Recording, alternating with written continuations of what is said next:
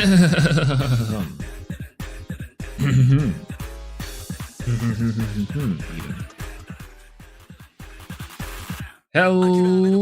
everyone. Good to see you. Good to see you. Hello, hello, hello. Lizard, I see you in here. Wait a minute, I'm about to maybe face you tonight. Hello, good to see you. Sorry about my hair, it's a little bit in. If you can't, interpret what's going on from evidence 1 to evidence 2. What's going on, Iconics? Hello, good to see you. Welcome in. Fellow Thundercaster, what's going on? What's going on, Gamer? Hello. Gamer Allen, no, Brightmane. Hey, welcome back, Brightmane. Good to see you here. If hair is crazy, it's a little bit much, actually. I'm trying to get it under control a little bit.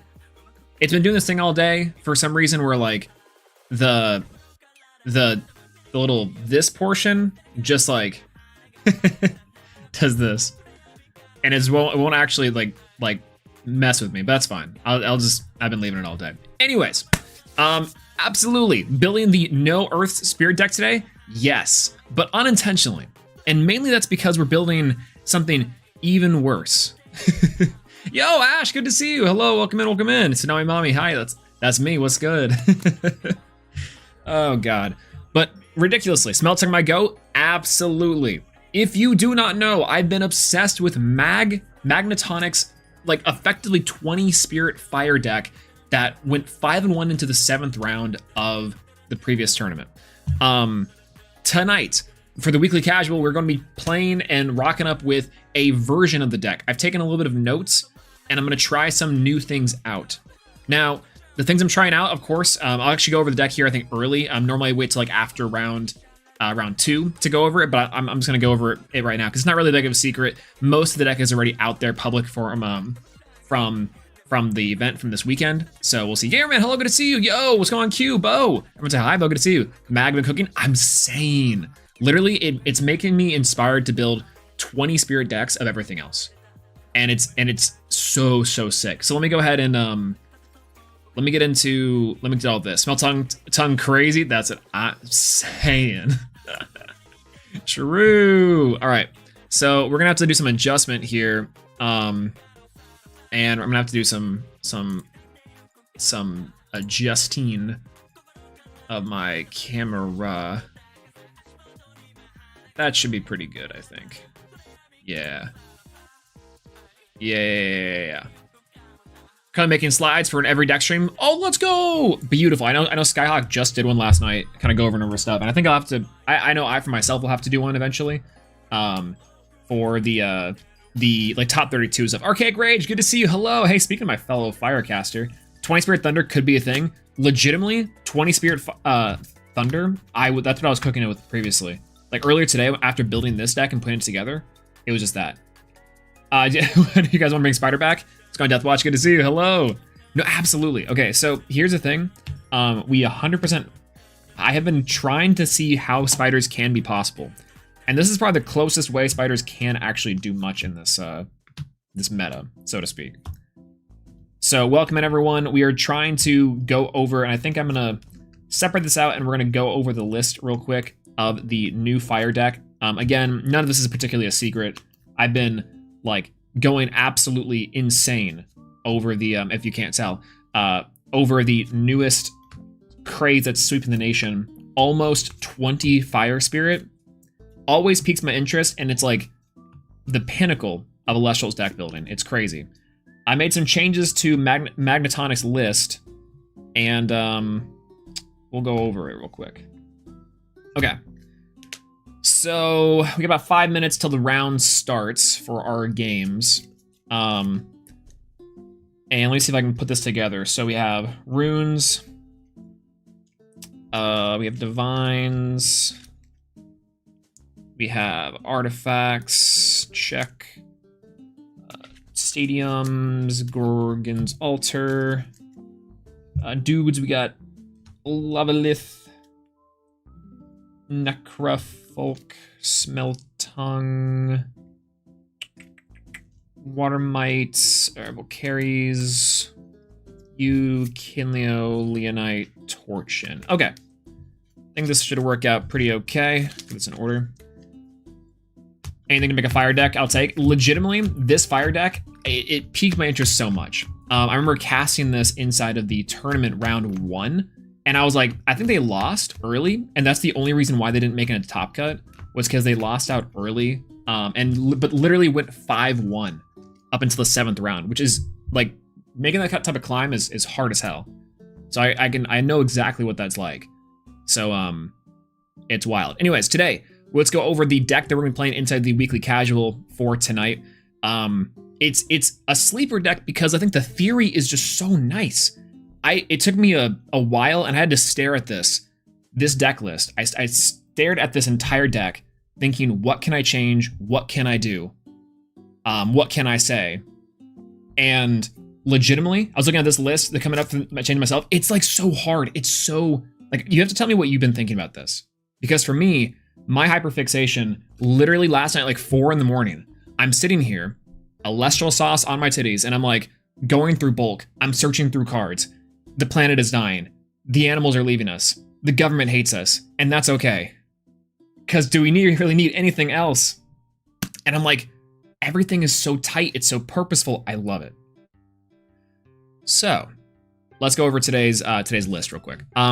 Today's list is going to be 3 copies of Torchin, Champion Hestia. This thing's great. It searches every single card in your deck that you need. Things like the Divine Hestia, as well as Hestia's Torch.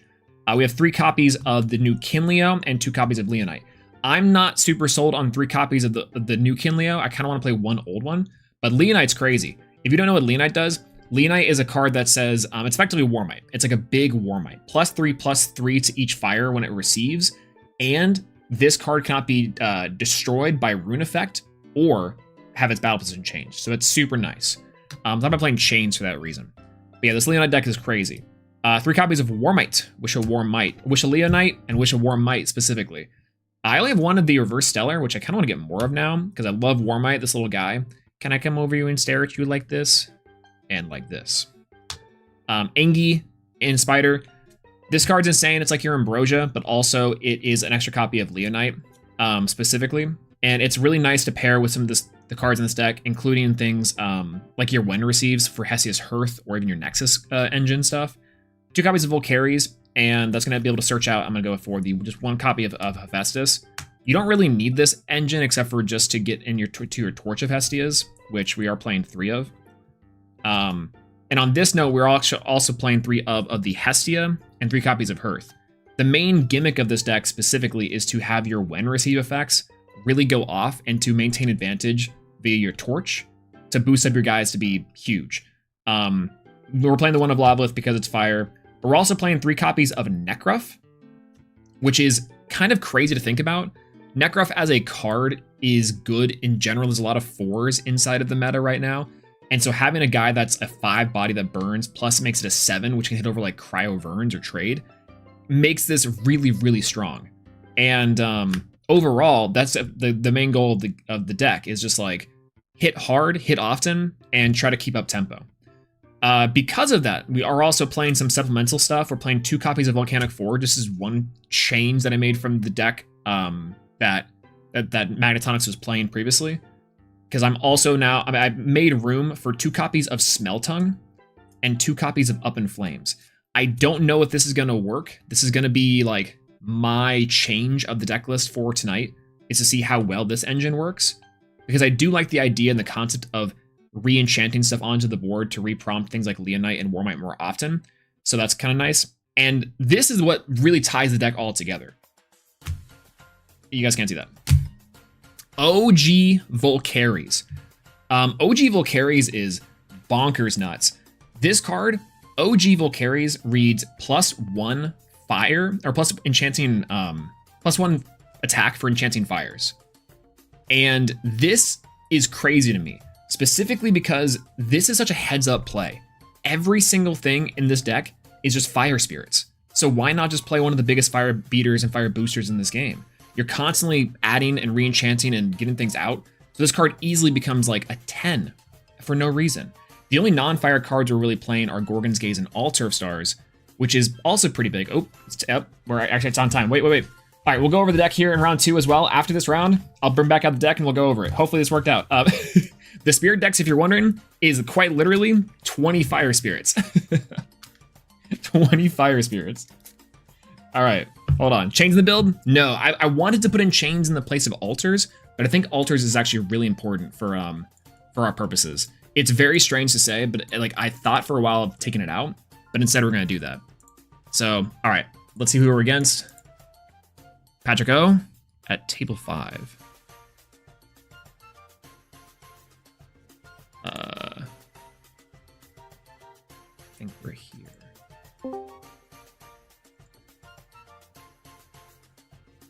Okay, I'm gonna turn down the music just a tad bit. There we go.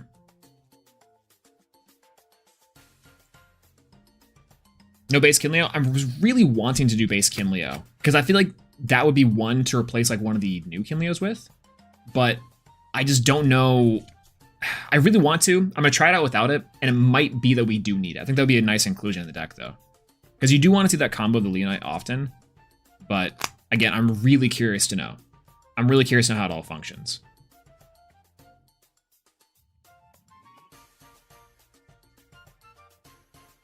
As we're waiting here. Also, by the way, hello, what's going on, Zero and Lazy Lee, my goats? Hello, hello. Good to see you. Smeltung the Beast, highly recommend. I love Smeltung. Smeltung Up in Flames has become one of my like favorite go-tos of the format. It's been awesome. But I found my signed Kinleo today, and that's also part of the reason why I really wanted to try it out in this deck. Was there's so many Kinleos that I want to play in this deck. I guess technically I could just take out a copy like Necroth maybe. But we'll see. Maybe we just win by default on this one. It's actually a good question. How many of the same name do we have in there? Let's see. We only have like, I think we only have 3 lunar phases.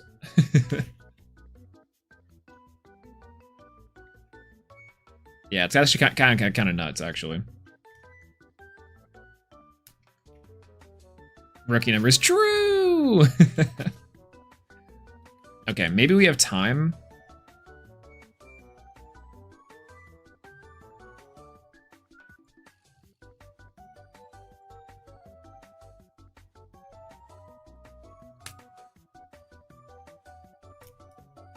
It's so good. This deck feels really, really fun. Like this hand here is crazy still. Expend a draw. That's still fine.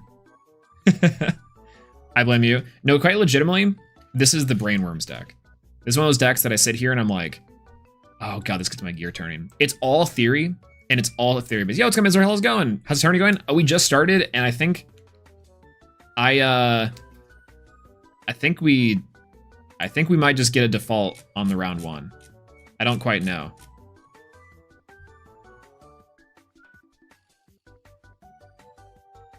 Eat. Who's in Clash 2? Okay, no, that's not us. It's like, I think maybe someone should be somewhere else.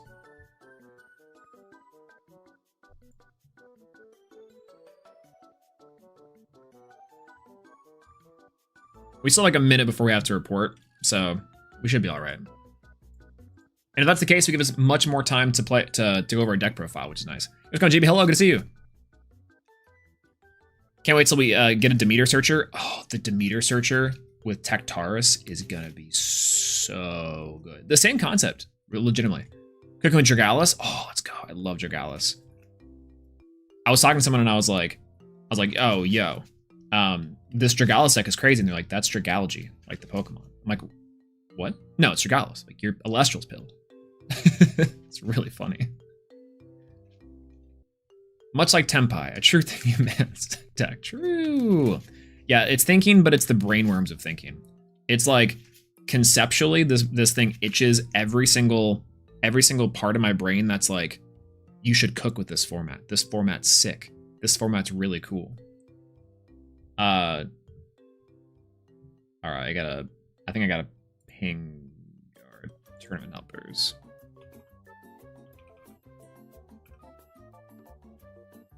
Oop. T5.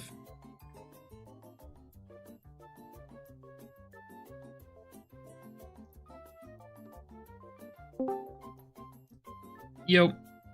Yo. Howdy. Yep. Your opponent obviously being a no-show.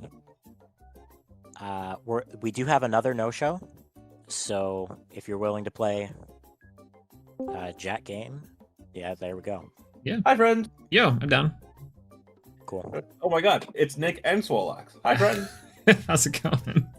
I'm not playing. I'm just here for moral support. Yeah. Who's told support? I think I need it more than him. Well, you know what? How about neither of you get it? Have a good one. Oh, No. see you, buddy. Hey, how's it going? Good, man. It's nice to meet you. Yeah, it's nice to meet you too. Let me get my camera all on and working here. Make sure I got the right one. Yeah, I'm trying out this new. I don't know if you've heard of this new fire deck that's sweeping the nation, but I really hope you're not playing fire. oh, absolutely. Yeah, the I saw someone play a 20 spirit fire deck for this tournament. I was like, I gotta try this thing out. Oh man, that makes me so sad. Oh no. Okay, well, rip. I'm running turtles. Oh, wait a minute. All right, let me get up here. I've spent the past like 3 hours trying to craft this turtle deck to actually be playable. It's hard. It is. They are fun cards, but having the 3-4 spirits in the spirit deck with only 20 is rough. Yeah, that's like the one thing that I keep on looking at this fire deck, and I'm like, or not the fire deck, the like Krakatuga deck, or even like the Boltuga deck, and I'm like, it's something's here at least as far as the Earth side goes. I haven't tried yet the new Krakatuga line, the small Tuga stuff yet. Has it been good? Small Tuga? Yeah. If you can hit, it runs great. But the issue is there's not a lot of searching for it unless you want to like really go hard into one side of it. Okay, I gotcha. I'm trying to make both turtles work in one deck. I kind of like it. It is a whole thing. You want to do D6s? Yeah, I got D6s around. Here we go. Oh, beautiful. It's a 10. I got a 3. 3. All right, I'll start off first. I actually don't know if this deck wants to go first, but I guess maybe stayed off from Eruption. I will 100% be mulliganing. All right. I'll keep this one. Yeah, this is a full Elestral hand. Okay, let's go. That's awful, especially going 2. Could have made some funny work with a good draw turn 1, but all right, here we go. Some good draw luck.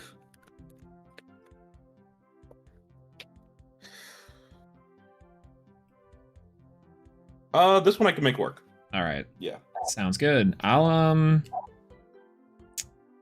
this is a really weird one. What do I do here? I'm gonna cast out Necrof. Okay. I'm gonna pass. Okay. Yeah, roll. It was really weird. I'll draw. Yeah. I'll have Festus. Okay. Give him 2. Okay. Immediately activate him. Yep. To get necklace. Mm-hmm. A necklace of Aphrodite. Okay.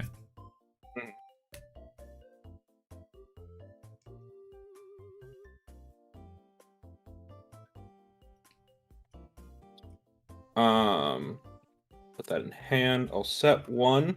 Okay. Those are my spirits facing upwards. Nice, nice. I'll champ Small Tuba. Okay.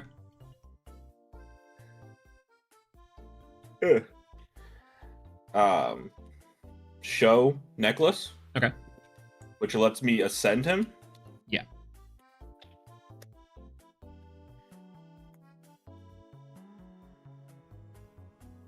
I'll grab champ crack. Okay.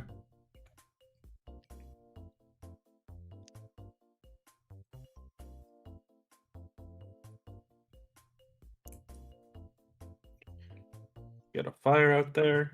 Mhm. Put him in attack. Yep. I'll then necklace. Okay. And what's the effect on Champ Krakatuga? What does this one do? Well, funny you ask.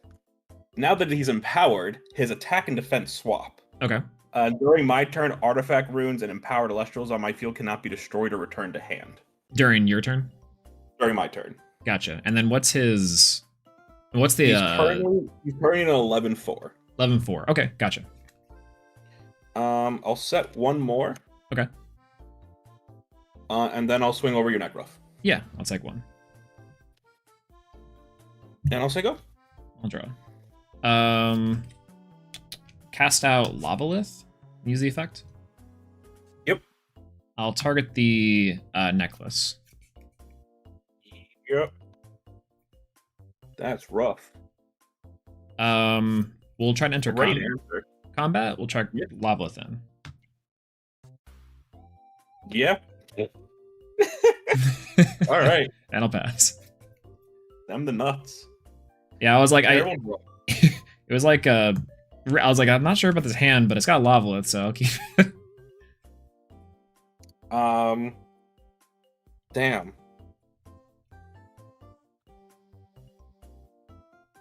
Not what I want to do, but I need to put some defense on the board. I'll put Aphros in defense and pass.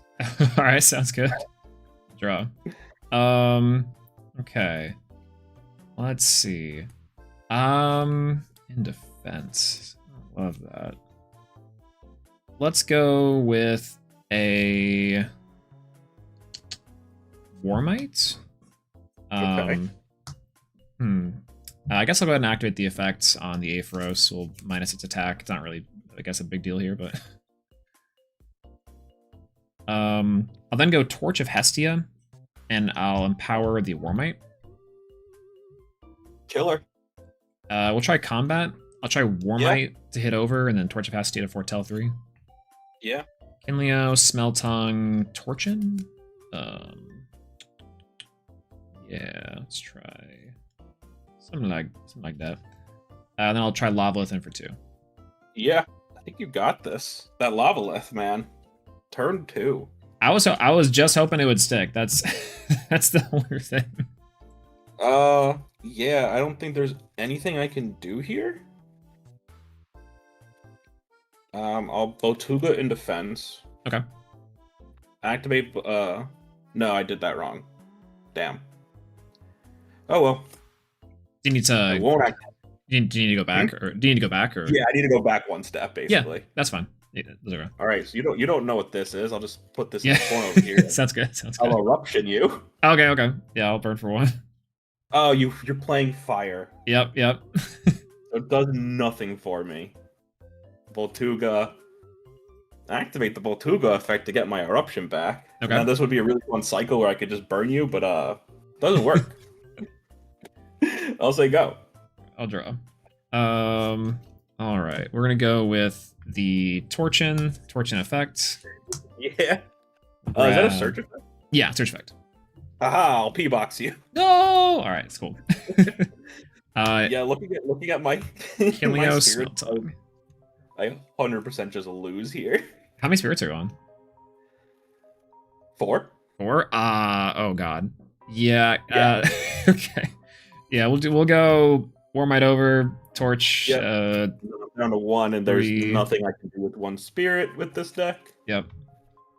So GG's. GG's. Yeah, at Pandora's box makes and the eruption make a lot of sense. I was like, surely there's Gorgons, the shield. Like, what am I? Had an Ash Rabbit coming up, a Tunic, a regular Tuga, another Boltuga. Ah, there's the shield I needed. Shield. 5 turns. The Absolutely brutal. the new Krakatuga was, I was actually like not sure if I could get it with the Lavalith because of the tax. It's only on its turn, so it's not protected during your turn. That's a little crazy. Not sure how I feel about that one. Can we get a quick errata?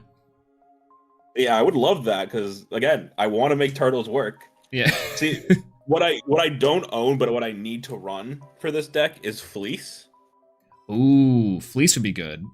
Yeah, I just don't own one, so I'm waiting for my buddy to send me one.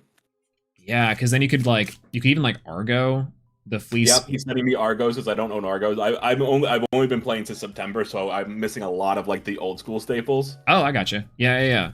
It's yeah, that'll work out great because I think the turtle into swing 1 remove and then have follow up for the next one, Argo or into something else is like crazy. Yep. And then I will eventually have 3 champ Volcaries in here to get my Hephaestus out if I need it. So then if I have the champ Volcaries, I can play the Argo for 2 spirits, then like play with the Underworld, like play a Tunic or something with those 2 fire spirits that are in the graveyard. There's a lot that can work here. I'm just missing a lot of the cards. No, absolutely. No, I can see the I'd never played with the new Krakatuga, so I was like kind of half unsure, like, wait a minute. So like the whole reason I wanted like to run this deck and like get it to work, where is it?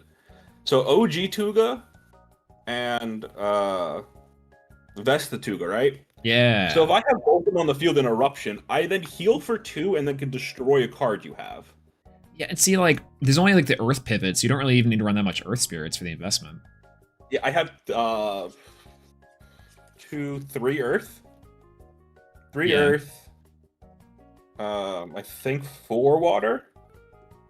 Yeah, because it's like Boltuga, get back, or expend 1 to get back that, and then you just ascend, or you have a second one for like your Volcaries or something. I have a Zaptor just for the Magnaros, and then the rest are fire. Yeah. One day I'll get this to work. This is the one though. So full fire deck. Yeah. Go on. It's full. So Magnetonics in this past tournament played 19 fire spirits. Is that the Volcaries deck? Yeah, I played like the OG Volcaries at like a plus its attack.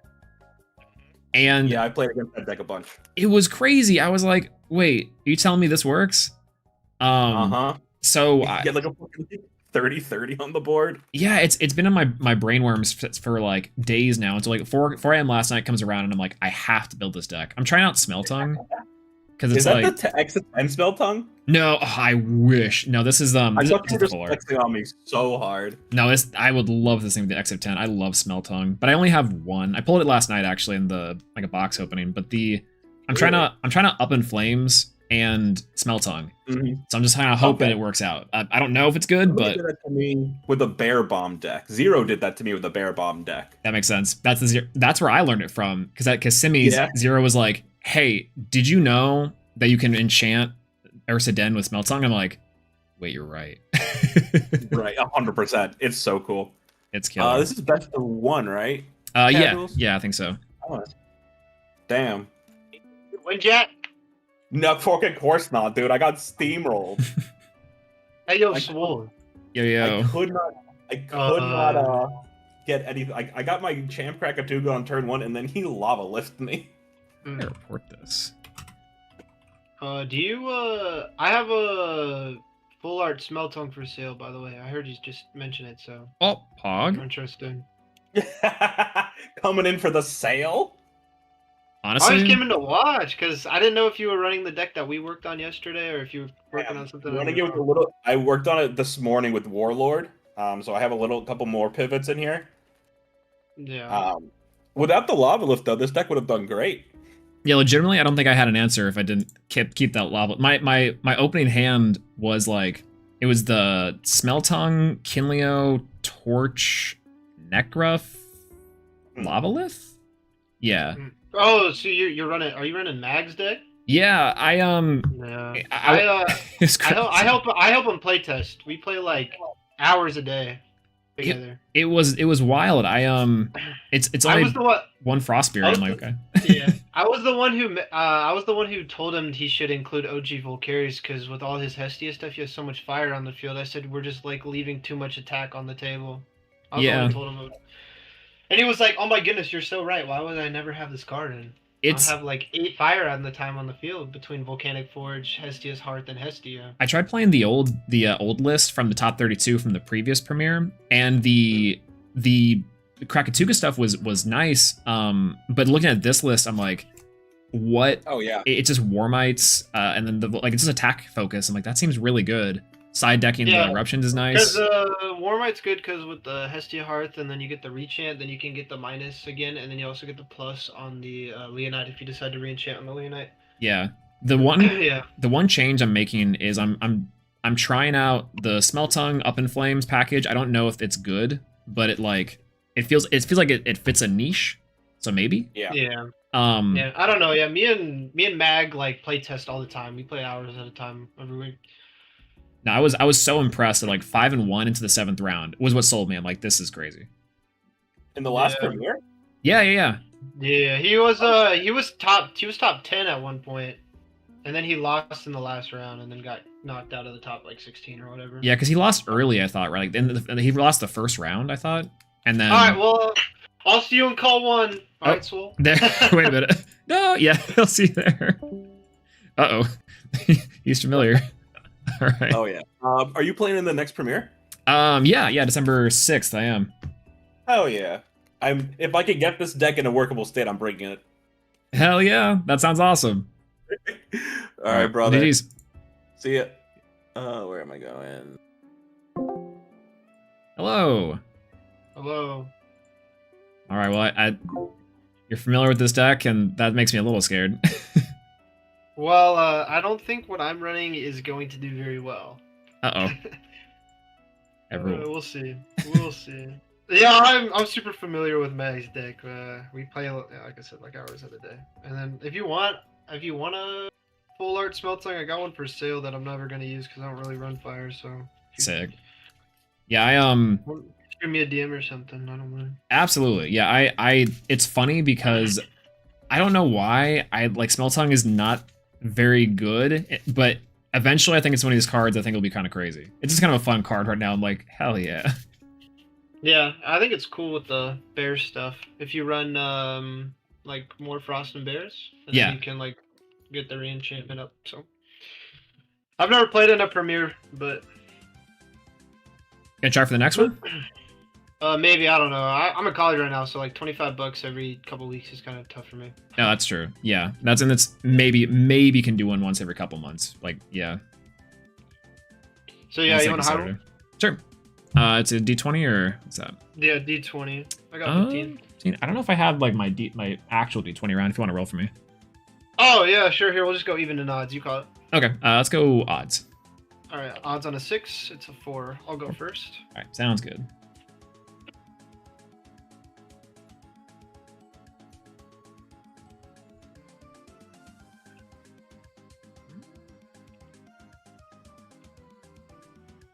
I think I'm gonna mulligan mine. I'll join you. This hand is a little silly.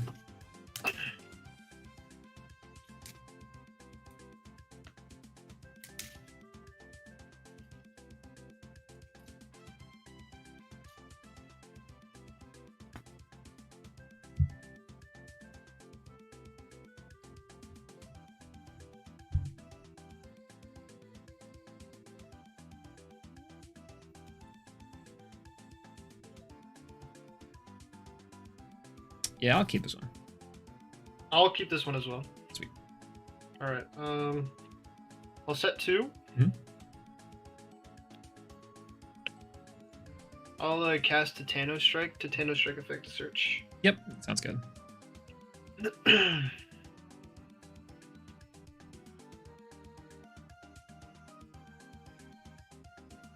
Grab a Thunderstorm. Mhm.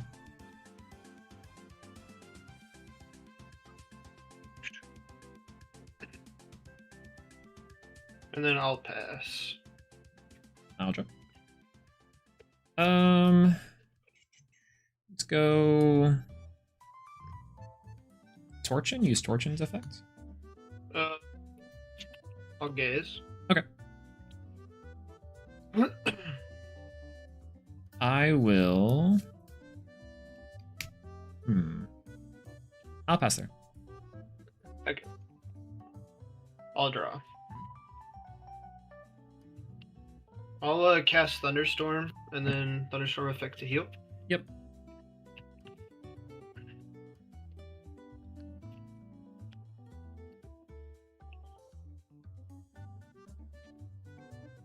I'll expend 1 to draw again. Okay. I'll set 1, and then I'll go to Thanos Strike over towards him. Yep. And then I'll pass. Lavalith. Use a Lavalith effect. Target the one that's the new set.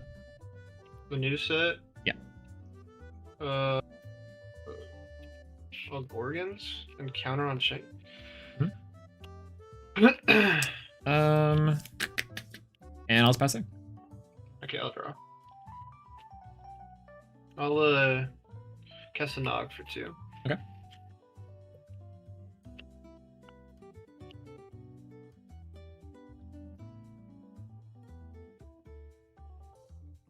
I'll ascend over to Thanos Strike and the Brontoglow. Brontoglow effective heal 1. Yep. Off of Thunderstorm. Mhm. And then I'll go battle Brontoglow over. Yep. Brontoglow's an 8. Sounds good. I'll try. It's an 8. I'll expend a draw. Okay. And I'll set 1. I'll pass. Yeah, I'll draw.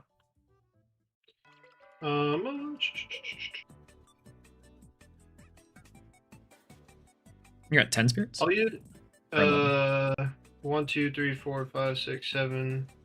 1, 2, 3, 4, 5, 6, 7, 8, 9, 10. 10. 10. That's good. Yeah. I'll use Fun Glow effect out of hand to special cast. Ooh, yeah. And then effect to heal 1. Yep. And then the one that it healed, I will expend a draw again. Okay. And then I'll go Fun Glow for 1. Yeah, that was good. And then how many spirits you got? 1, 2, 3, 4, 5, 6, 7, 8, 9, 10, 11, 12, 13. 13. Okay, I'll pass for it now. Okay, I'll join. And what's the attack of Funglow? So Funglow is a 4/1, and then Brontoglow is an 8/4 because it's a +2 for Supercell on the field. Gotcha. I'll go Champ Warmite. Use the effect. I'll target the Funglow. So it would be -3, right? Yep. Yeah, on cast I'll PTA. Okay. So they're both 1s. Yeah, they'd both be 1s. Okay. I'll go ahead and try to crash into the Funglow. Yeah, I'll take the crash. Spirits. How many cards in hand? I got 1, 2, 3, 4, 5. 5? Okay. And I'll pass there. Alright, I will draw. Mhm. I'll set 1. Mhm.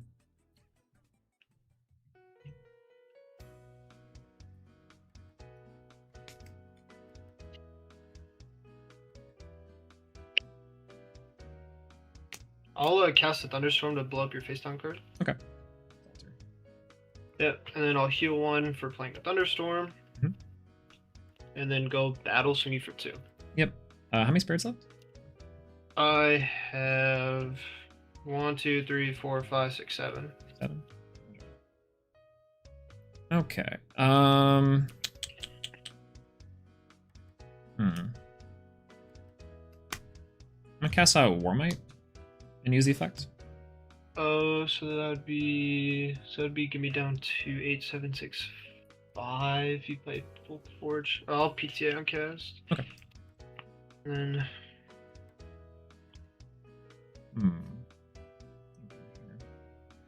I'll set 2, and I'll go to end. yeah, I'll pay out to clear your board. Okay. You're on 6 spirits. Yeah. Cool. I'll pass. Oh, 5 spirits. Yeah. A 5. Okay. Yeah. I'll draw. I'll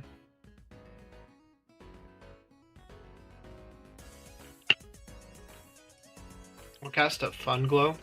Okay. Fun Glow effect to heal 1. Sure. And then I will replay a Thunderstorm. Okay. Heal 1, activate Fun Glow effect. Yeah.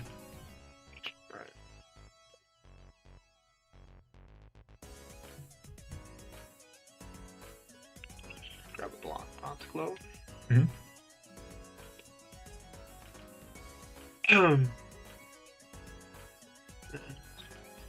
Special cast Brontiglow. Heal 1 for the Brontiglow cast. Mhm. And then I'll use my first Brontiglow effect to make you expend 1. Okay. And then my second Brontiglow effect to make you spend another 1. Okay. And then I'll attempt to go battle, go Brontiglow for 2. 1, 2, 3, 4, 5. This is 5 damage. Yeah, this would be 5, yeah. Yep, I'll take it. Okay. And I'll draw. And then my Brontiglows are 11s each, and my Funglow is a 6. I'm going to 6. Gotcha. Hmm.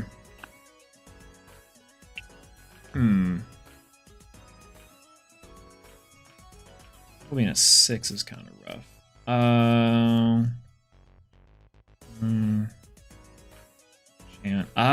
No, I think you got it. I had 2 Hearth. I was trying to see if that on the second Warmite, I was trying to get this just to stick.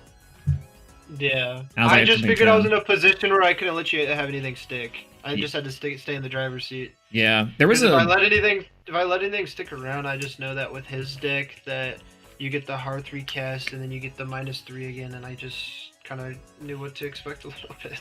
yeah. I was trying to see if I could get to like the double Hatsu thing could have been nice. I was trying to maybe set up for like a Necruff play where I could go Necruff, double enchant, swing you for like 2, and then maybe burn. I was like, maybe that's our way. I'm like, I don't know. There was enough, not enough spirits here. I was like, oh no. Yeah. Good game though. Yeah, GG's. That was nice. Was it is it just like the pure like Brontiglow stuff, or you're running like the the Werepup engine or anything? Oh, like likable? Yeah. No, this is just so I got so this is like off meta Brontiglow, so I got the 3 charges, 3 of the regular, 3 Thunderstorm Supercell, 3 regular Thunderstorms, like the Rune Destruction. Yeah. Then I got Arcolith, I got 3 Astro Rabbits, and then I got Boombat in here for destruction, the pop. And then I got 2 Magnaroses and then 1 Aphros to get 2 5 on the board. Yeah, it had like Otherwise, some for a turn. Ascension stuff for the Brontiglows too. Yeah. I thought about doing the likable stuff, but I felt like there would be too much going on to get any consistency. So everything I tried to do tries to go with a lot of consistency. Oh, I gotcha. Yeah, I really like the deck a lot. I think with like the Divines and like Hermes and stuff maybe being a little more popular post the next tournament, I think the deck's gonna be actually really good. You just like snipe out the Divines and everything. Oh, the Thunder deck? Yeah. Like you because I think Yeah, it's not bad. it's not bad. At first, I just was running into a lot of issues because I think personally that you need to run at least 2 copies of P-Box in your main deck, and I know some people still try to like make the argument that they should just be in your side, but I think too many things search now between Lockagon, Earth. You can search with Dionysus for Cyprong to get free pop. This does a lot of searching. It's not super relevant against Solar because Solar foretells, but I guess if you're foretelling into a Leo Bright into Celestlio, then you can P-Box the prevention, but... Yeah, no, I think that's all right. Yeah, I just think about with like the Gorgons and the P-Box that sometimes it's tough. So if I get 2 Thunderstorms in hand, and you only have 1 rune on the field, I try to preset myself so I'll Thunderstorm first, and then see what I hit. And then I'll throw the Funglow down on field, and then I'll Stadium. Or sometimes I'll Stadium prematurely with the Funglow to see if I can like kind of get you to waste a Gorgons or something. Yeah, the new or the Depends. new Funglow I think is kind of interesting because I know a lot of the Brontiglow decks weren't running it, but I heard recently that it's like one of the crazier cards to play with, and I kind of like it a lot. Yeah, so I was playing against Jat yesterday, and at one point I had 2 Brontiglow, 2 Funglow, and I was just forcing him to expend for a turn. Yeah. Yeah, it was real fun. Yeah, I think the old one just isn't quite as good. I'd rather expend your spirits than blow stuff up on your field, because if you don't have spirits to work with, then you can't really play the game. Yeah. No, that makes And sense. so The that's- extra burn like comes up a lot, like the chip damage. Yeah, especially because if you're getting free casts on field, like I could go 1 Bronze Glow, go 3 wide with 3 charged Fun Glow, and then that's 3 burn you take plus the 1, 2, 3, 4, 5 in the attack. So that's almost a 10 turn burn. Yeah, that's killer. That's awesome. Yeah. Raw, I better see you in the next premiere with this deck. Probably not. It's not premiere worthy. I'm not premiere worthy, but maybe one day. No, Oh, hush. absolutely you're premiere worthy. No way. No, I'm not that good. Oh hey man, I'm still practicing. I'm not particularly that good. I just sit and yap about this game a lot. That's what I'll say. I watched you and Bean play Solar and Kisame. That was years ago at this point. No, the new Solar deck, I really want to try to make it good again. But oh man, it's the Rise ban really hurts it a lot. I didn't think it was going to, but now I gotta find a new way to play Solar. It's killer. I literally had just finished building the deck 1 week before the Rise ban happened, and I got to play Solar like maybe 3 or 4 times, and then Rise was gone, and I was like, awesome! I just spent all this money to build this deck. And I can't even... Yeah, it's surprising how the one of there, like it's still good without it, but it's just a case of like it's just not as explode. You can't just wait and then drop the win condition later. It's kind of rough, but I'm looking at Lustragon nowadays. Yeah, I run 2 Celestlio, and then with the Rise ban, I just ran an extra First Light to try to go Leo Bright into Celestlio fast, or because a lot of people were only running 1 First Light, and I thought that having a second one would be really beneficial with the Rise ban, so I could get to Celestlio faster. But yeah, I agree. Cool. Well, all right. Well, GG's. Thanks for the game. Yeah, it was really nice to meet you. I watch your streams all the time when you yap about the game, like you said. So. Oh, I appreciate that. Yeah. Cool to meet you. No, it's cool to meet you too. And yeah, it's actually really good to. I mean, that you're familiar with this deck, and like it's actually good to get some experience. Like someone who's like knows what to do and hit, which is nice. Real question for you guys, real quick. Yeah. Champ Krakatuga, right? It says if it's empowered, it can't be destroyed or returned to hand by opponent card effect. Does that count as end of turn PTA expend to try to destroy it? Yeah. So if you play New Crack, and you throw a torch on it, they pay 1 for the PTA, and then when they go to end phase to pay out, they pay out, but nothing happens, or it just cancels the PTA. If they know the rule. Yeah, it's messed up. Yeah. It's good. It's really good though. Like a lot of the new like 2-drop Elestrals prevent the destruction like that to help play around just the PTA. I thought it didn't work, so I let my opponent destroy it last game. Oh yeah. No, yeah, PTA stops everything. It's really good if you can get it with the torch.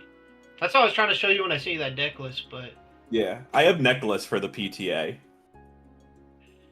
Well, I have Necklace to empower it, so if it had Necklace on it, it wouldn't have been destroyed. Yeah, I mean, Necklace isn't bad, but I think if you're running Crack, Torch is better because you already have Fire Elastral and you're running Fire in your deck between like Necroth and like all kinds of other things. So just being able to add the 3 off the Foretell, or add 1 off the Foretell of 3. Well, I guess you wouldn't get to add 1 because you don't have Hestia, and also you don't have Hestia, but at least you get to see like what you're gonna get. Because like if you know your opponent's at 3 spirits and you check your 3 cards, then you can put like Eruption on top or something. Yeah.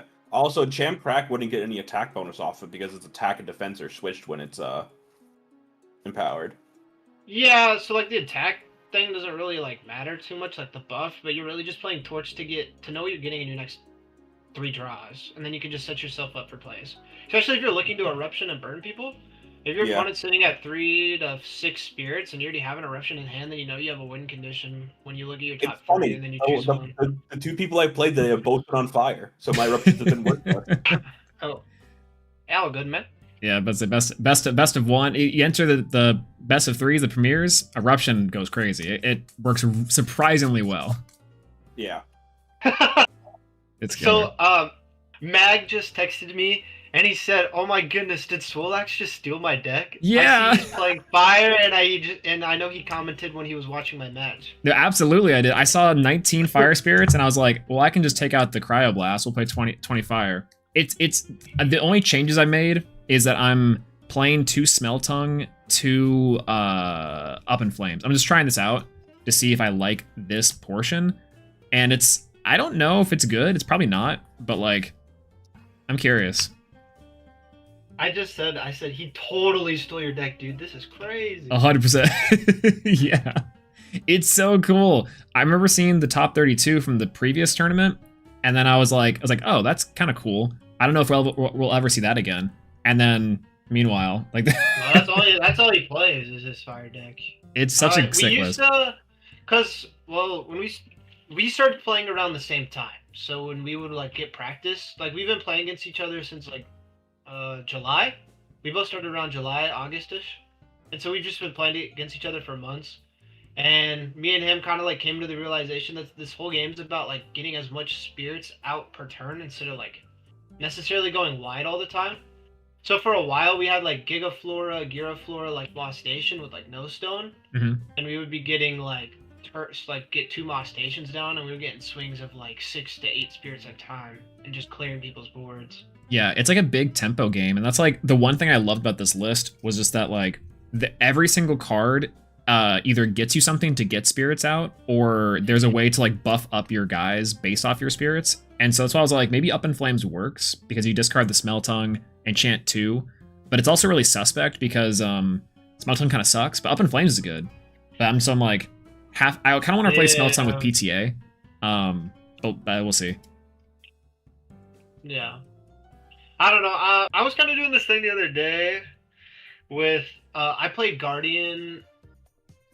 Well, I guess it doesn't really matter what I played in, but like something I kind of realized is that if you play Guardian of Light with a PTA, then you can pay the one off the PTA, and then you like PTA goes after you play it for 1 enchantment with 1, and then if you Guardian and Light the same turn, you pay 1 more spirit, and then you heal that spirit back. So really, if you have an opponent with a 1 to 2 spirit Elestral, like you're really saving his spirit. So that was something I just found kind of interesting. Yeah, so the 1 spirit goes, so then if you pay it with a solar, you get it back. Yeah, like a lot of like the spirit discounts that you can like kind of cheat out. Yeah, I agree. Dope. All right. Well, GG's. Thanks for the for sure. If you want another Smell Tongue, just send me a DM and we can work something out. Absolutely. I gotcha. Yeah. Wait, have a great night. You too. See you. Well, that was good. What's up, y'all? Yo, what's going on, Alex? How's it going? What I missed? Not a whole lot. We got our booty kicked a little bit, but it's been a lot of fun. Let me actually get a full camera in here, and then I'll showcase what we're playing. I actually don't know how much time we have left in the round, but that's perfectly fine. So I'm playing. Whoop! Oh no! I am playing. Put this down below. Perfect. I'm playing Magnetonics top 16. Again, 5-1 into the last round. 20 spirit fire deck. There's 1 spirit for Cryoblast, but this deck is so sick. I'm trying out some new stuff, but the idea is that like this deck is just fire, get stuff on board, go. And even if that last game, I'm pretty sure, and maybe I should have led Necruff. If I lead Necruff there instead of the Warmite, set the 2 back row. I was so afraid of Thunderstorm. Then I had a route to hit over the Bronaglows. So close. But c'est la vie. This deck is super sick. I love that it's like the pure fire is so cool to me. Oh, okay. We have MG1 coming up. But I thought the mail was super sick. Big fan. All right, let me hop in with MG1. Yo. Oh, it's the goat. Hey, what's going on? I was talking to Bo a little bit about you and Ari being 5s pilled, from what I hear. A little bit. It's kind of funny. Like, we gotta get you off of playing 1 of each spirit type. And that's what I'm known for. Come on. True.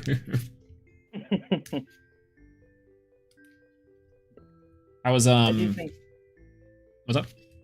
No, I was just gonna say I do want to cook, not for the next tournament, but the tournament after. Definitely after the ban list.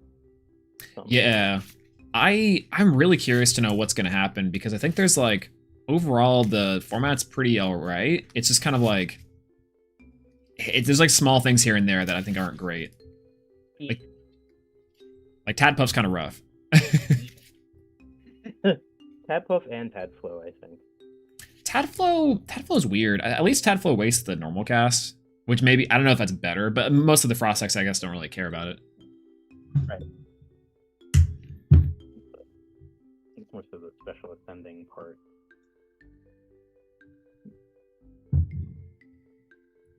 Yeah, I feel like Tadpuff to 1 maybe. Yeah. I know people are calling for the for its head to get banned, but I think it could be at 1. It'd still be fine, I guess. But I don't know. Yeah, Tadpuff to 1 maybe, and then like I kind of need Blizztrix to get got just for the principle of it. I think something needs to happen. Maybe Aspro. Maybe.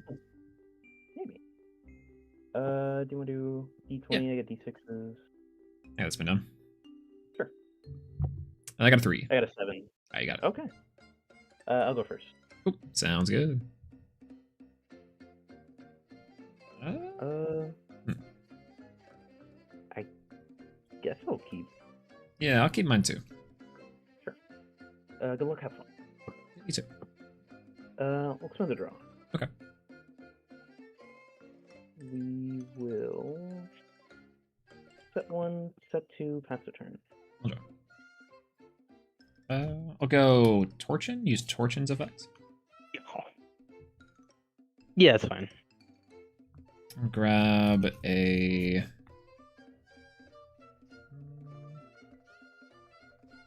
Hestia? Yep.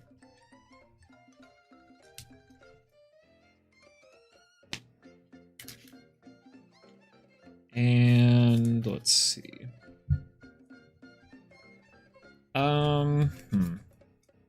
Set 1. Let's go combat. Torch and swing over. Yeah, sure.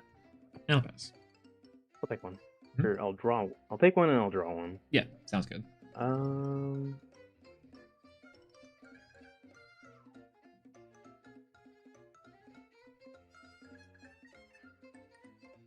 mean, I might as well do it now. We'll go Carry On, Champion of Hermes, Misenchanted with a Water Spirit. Okay.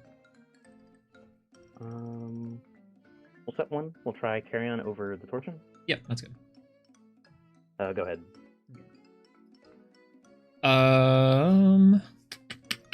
Okay. We'll do it like this. We'll try.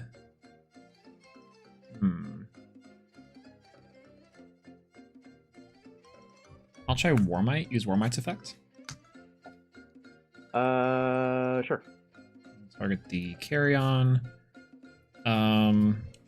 Make it a 0. Yep. We'll play out Hestia. Yeah. Or enchant 3. I'll make it load up on 4.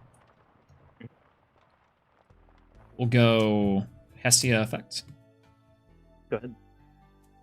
We'll go for a Torchin. We'll use Torchin's effect. Yeah, it's fine. Grab a Torch of Hestia. Okay. Alright, I guess it could do that. I forget it can do that too. Yeah, the either or trips me up because I'm always like, wait a minute. And I also forget that Torch has another effect outside of just say Foretell and +2. Speaking of that, I will go ahead and put Torch. I'll put Torch on the Torsion. Yeah. And I'll try combat. We'll try Torchin to swing over. I'll activate Torch effect. Yeah, fine.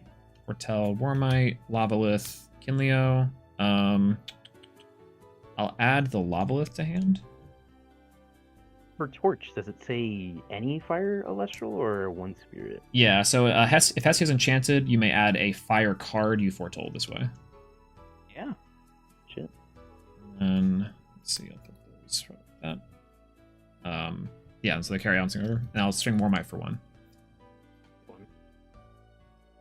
And a pass. Oh.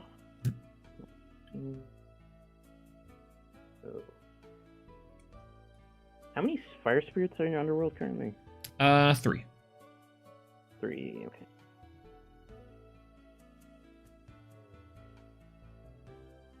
We'll go normal Synectar. Synectar effect to search. Yeah, that's right.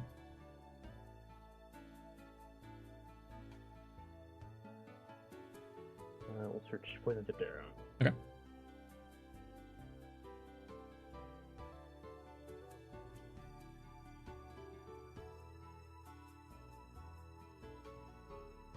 We'll set one. We'll try Synector over. Let's see. I want to get rid of that torch. Actually, no. Do I? We'll go Synector over the Warmite. Right. Yeah. Okay. Go ahead. I'll draw.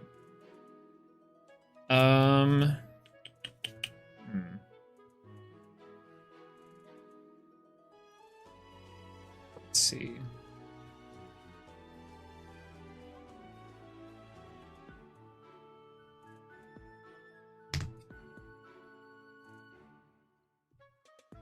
I'll use Hestia's effect. Sure. Bring out Kinleo. And I'll use Kinleo's effects. Thinking on that. Yeah.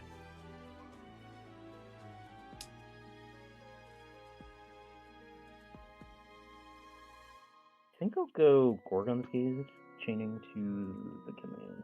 Okay.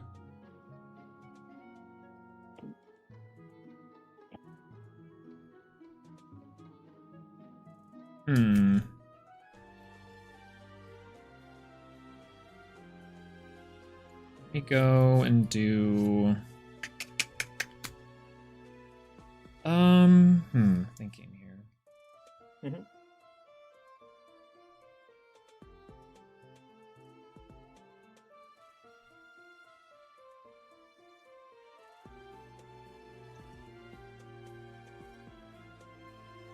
I'm gonna go Torch and Effect to Nexus.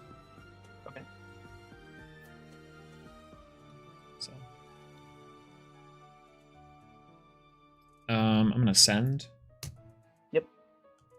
Into Lavalith. Use Lavalith's effect. I'll target the card underneath the Synector. We'll chain Dynamic Madness Pain from straight deck to daze your Lavalith. Okay. Then I will pass there. Draw. Good.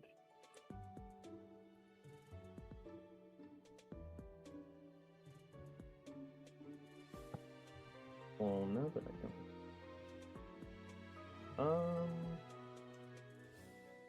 Yeah. Start going. We'll go Hermes for 4. Okay. And then we'll do Hermes with the switch. Yep. How many spirits that put you out? That will put me to that. 8 spirits. 8. Gotcha.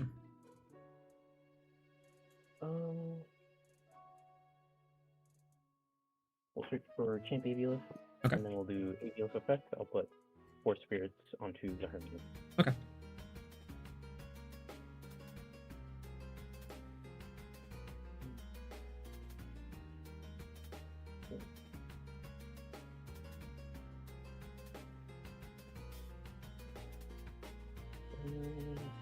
Put 6 on it. We'll go normal cast. Galaxy effect. Yep.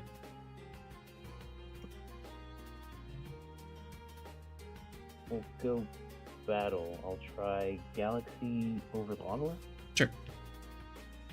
And then Synector Crash. Sure. Go ahead. I'll try.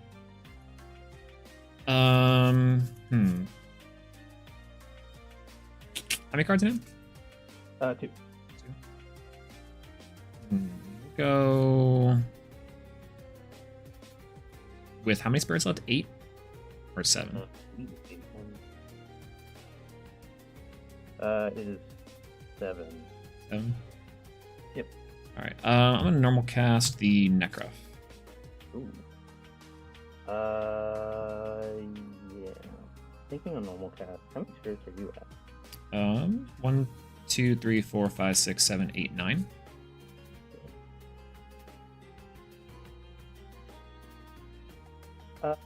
Yeah, normal cast is fine. Go Hestia. Yeah. 4 or 4. Okay. I'll go Hestia effect.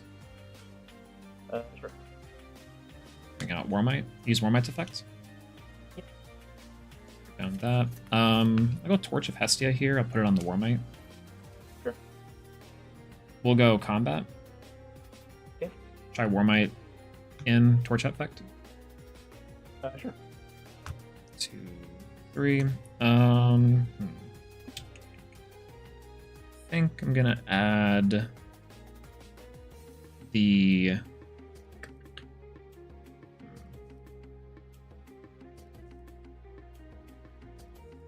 we'll add Volcaries, OG Volcaries. Okay. And then Necro for 1. Yep. And Take I'll one. pass. Sure. I'll draw. Mhm. Yeah, I'll go Hermes effect. Yep. You will go.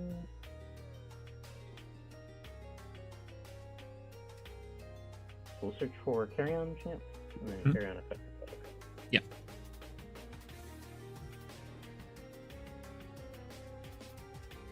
And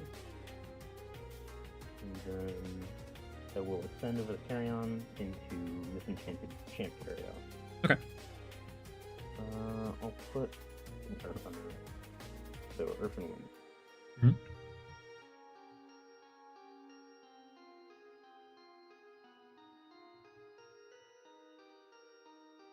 We'll set one. We'll go battle. I'll try carry off over the Warmite. Yep. Let's take one. Go ahead. Natural. Interesting here.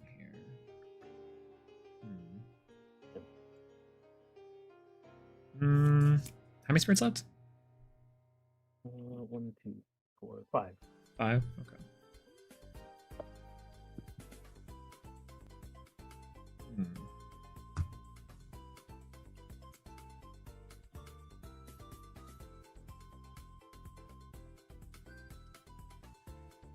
Hmm.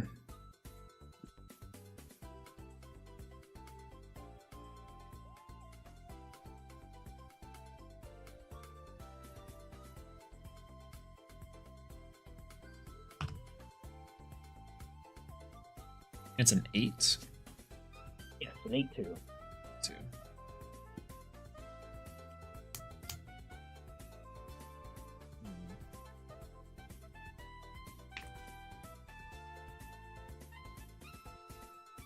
Let's do Hestia effect. Okay. Cast out the Volcaries. On Volcaries cast, I will go Poison Tipped Arrow. Okay. I'll pay 1 for the Hermes. Gotcha. I'll send Necrof into Leonite effect. Yeah. So they're +3/+3. So this is -2 to 1. It's back to a 4. And it's 5, 6, 7. Okay. I think that's right. 6, 7, 8, 9. 9 minus, yeah. And then this is a 10. We'll try combat. Yep. We'll try swing over. Thinking here. Okay. So, attack declaration is fine. During battle stuff, we'll go Hermes Trickery. Take from Hermes. Yeah. So, carry off will get destroyed, and then I'll go into AV Lift Champ. Okay. Deck, Misenchanted, and I'll take 2. Hmm. Take 1, take 2. Put you on 3 spirits? Correct. Yep, I'll pass. During end phase, I'll pay out the PTA. Yep. I'll draw. Mhm. This is so funny. I'll go Hopper. Oh, yeah. You got it. No, the Hopperoo, no!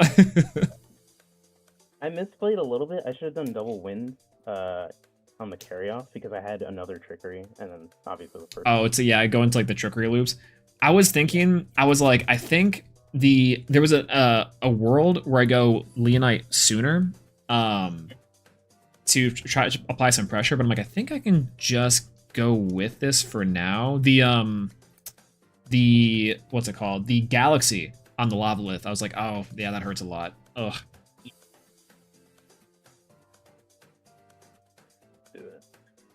Is this just Wire Rebellion's list from the tournament?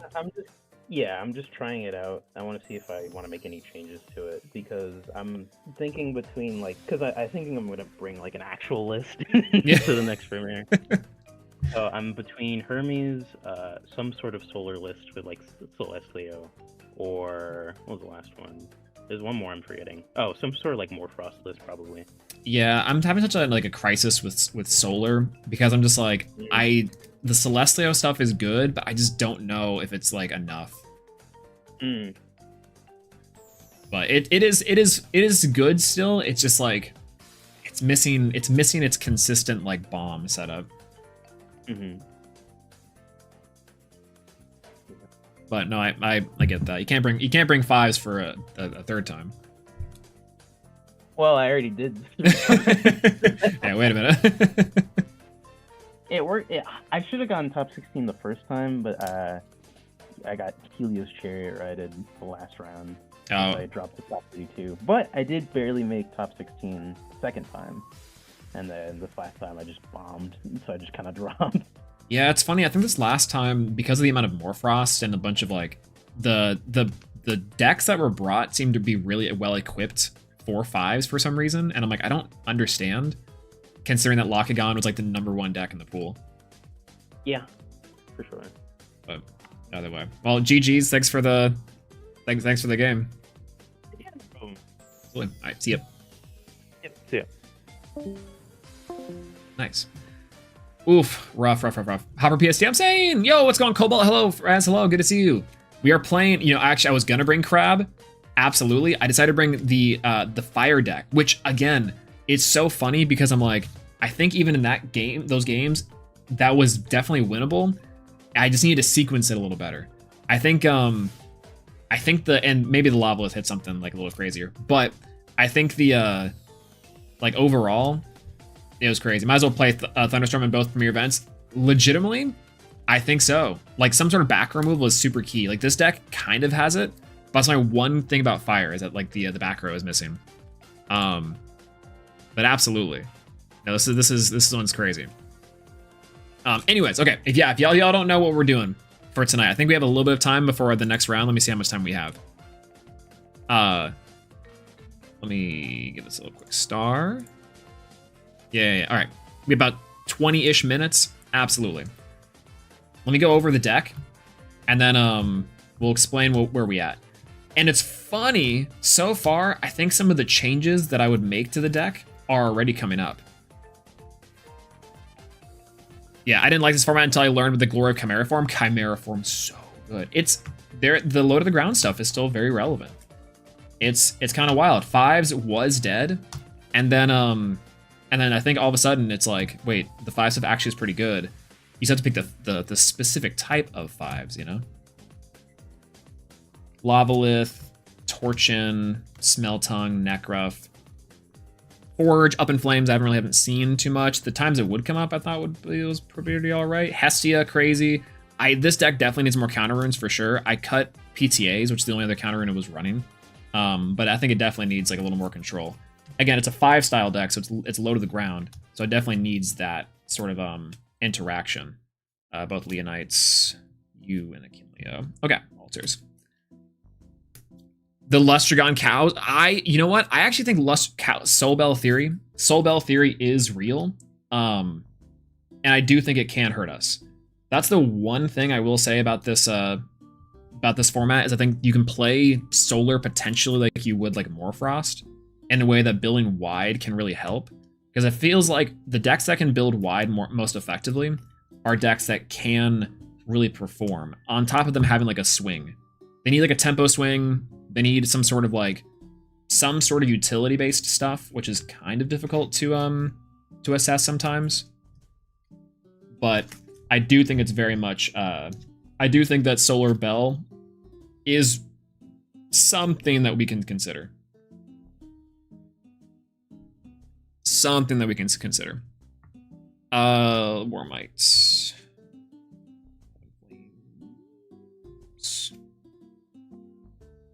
I can go this after the lava lith.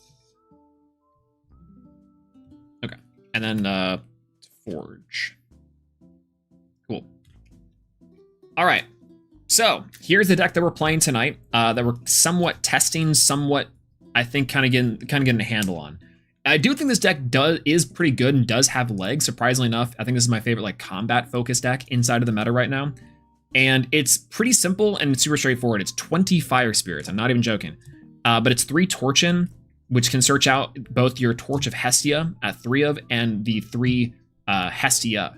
And this is like the general concept, which I'm just trying to make sure. Yeah. These are some of the best cards inside the entire deck. Hestia being able to get your special cast out to build wide and also get your ascension lines out is super nice. And on top of that, your Torch of Hestia can add cards off of your Hestia, which is, again, the Foretelling has aged like fine wine. Foretelling has aged extremely well. And so I'm really excited to see what we can do and what this deck does and how other decks can incorporate Foretelling and like gain advantage that way. As well, we're playing 3 copies of Hestia's Hearth. This is going to be paired with cards like our Warmite Champion. And our Warmite Champion is, I think, pretty solid. This card is oddly still good as one of the better spiders to get into. And it's effectively our Ambrosia, which I never can fire off effectively. I haven't seen these cards in combination with each other except for like the one time. But for the most part, I think this is a super deadly combination, especially if you're having to keep fire spirits on the board for a lot of the time. I can see how this deck also can whittle down the opponent slowly and utilize cards like Eruption. I think main deck Eruption could even be like a good enough card to main deck considerably, because also you're paying off of the Eruption with spirits on the board half the time. 3 copies of Kinleo and 3 copies of Leonite as well to round out our Hestia champs. The fact that this card can also re-enchant each of these cards is kind of nice for extra pushing for damage and for spirits.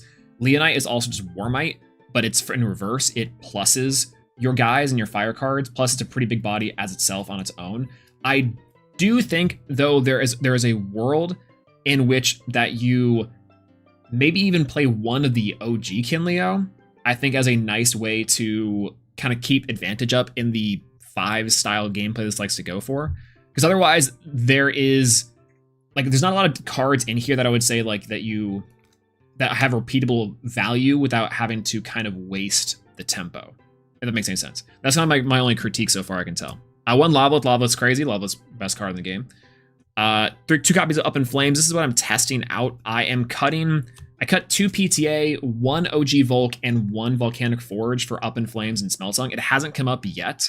I haven't even really seen it so far, but I think the theory is that we discard Up in Flame. We use Up in Flames to discard Smeltsong to enchant onto the board things. So reprompts stuff like our Warmites. We can add spirits back to our Hestia. We can also add stuff to our Leonite.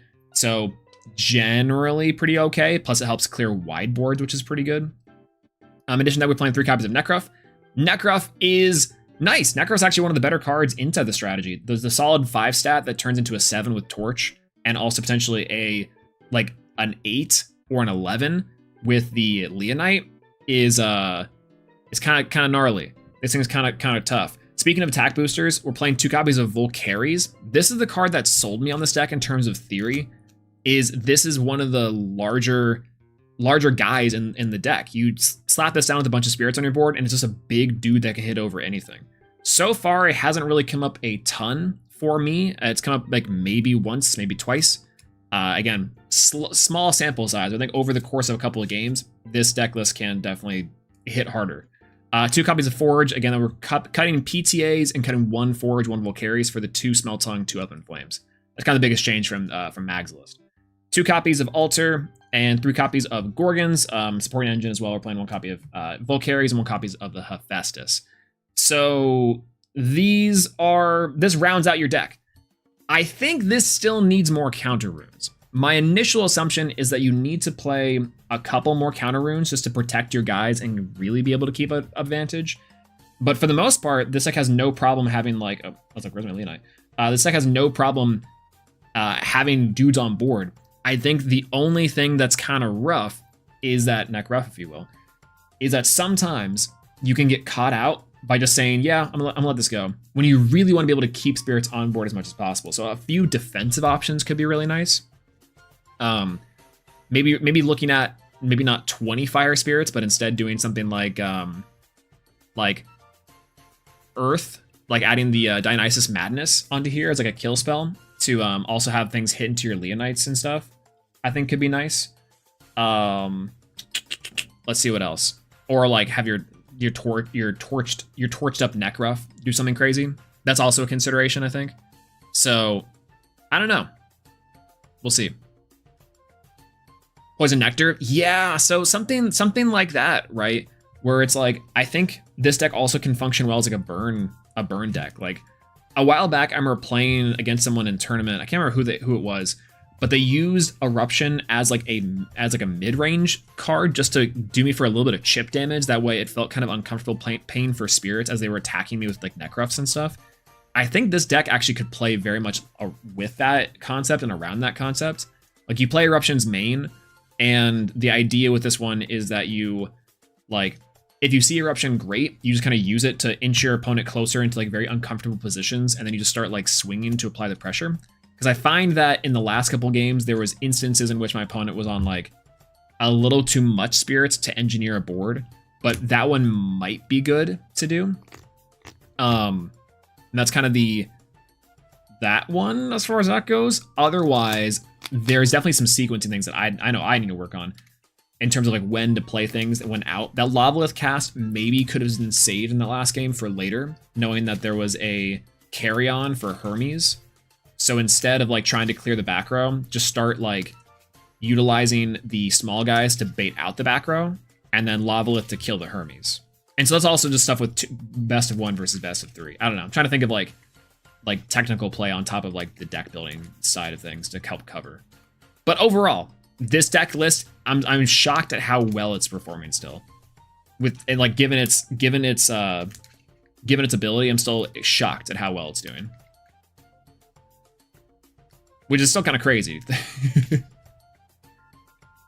Send you a list to get some thoughts on it. TBH, I want to run some theory by you. Absolutely, yeah. Go ahead and send it over. I'll take a look.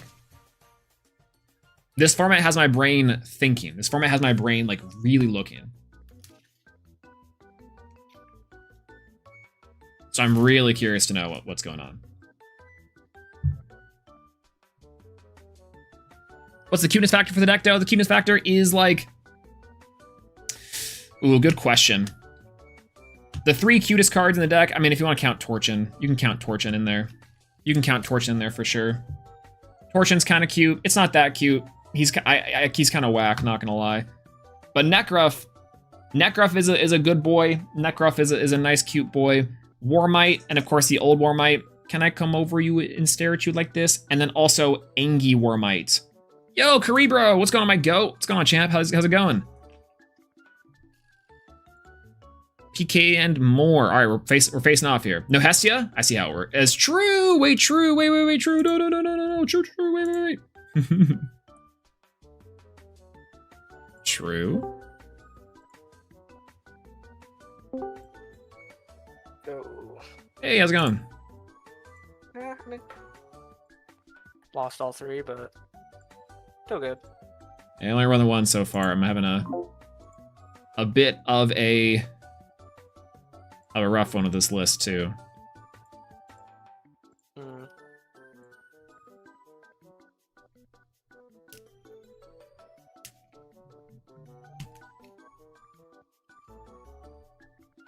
What were your other matchups tonight? So I've been up against 2 Brontiglos. Oh, nice. And yeah, so I went up against Raw game 1, and then I went up against Slime game 2, and then I just went up against Jat. So Turtles. Oh, okay.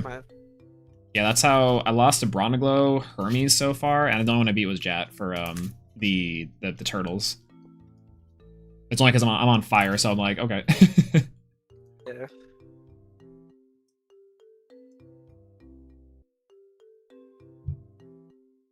Herald. Yeah, Herald works. 19. Got 7. All you. Alright, I will go first. Yep, sounds good. I will keep.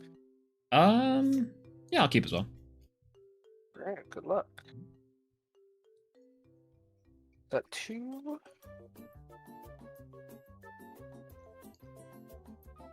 Play Corshine. Okay. I will play Apollo. Mhm. Use Apollo effect. Yep. Foretelling 6. Ralado.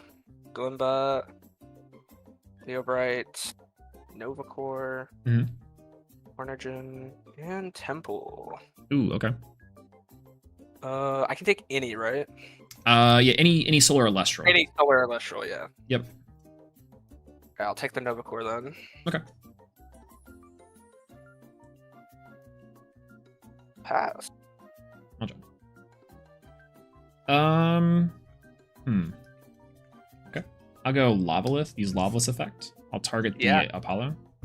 Yeah. I'll set 3. Go Lavalith. Swing over the Corpusine. Yep. I'll pass.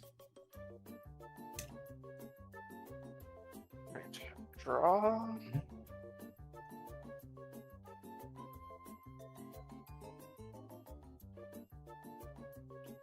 Play Temple. Yep. And I will normal cast the Novacore. I'll Gorgons the Novacore. Yeah.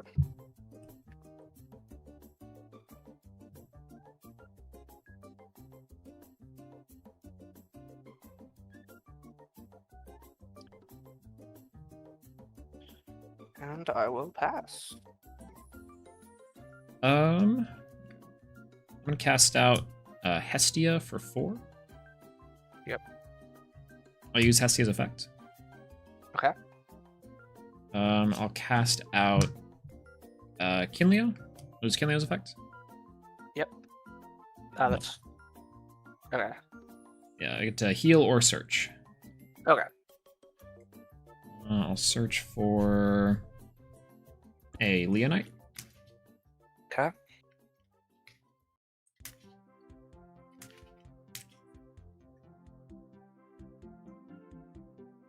And I'll then send the Kinleo into Leonite.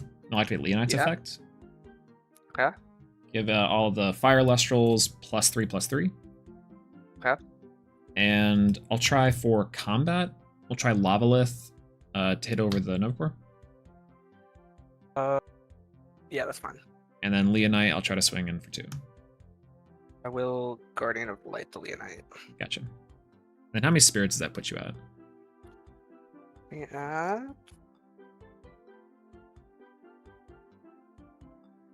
14. Gotcha.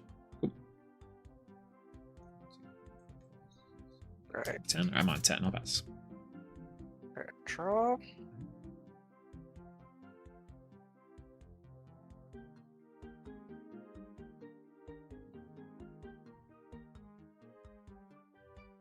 Play Nebulia. Okay. And defense. Yep. I'll activate this effect to foretell. Okay. Glimbat, Leobright, Tornadian, Gorgons. I'll have the Leobright. Mhm.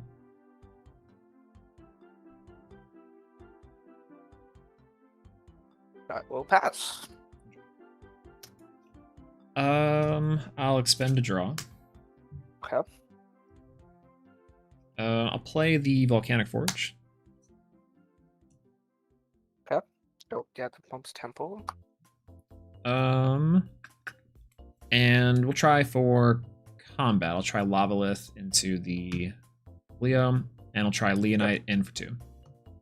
Yep. And I'll pass. Draw. Set a card.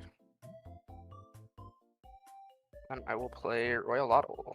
Okay. Defense and pass.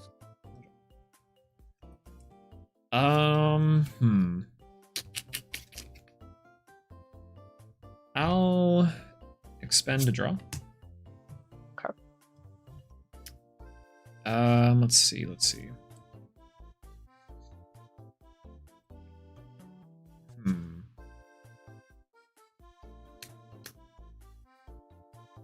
Interesting.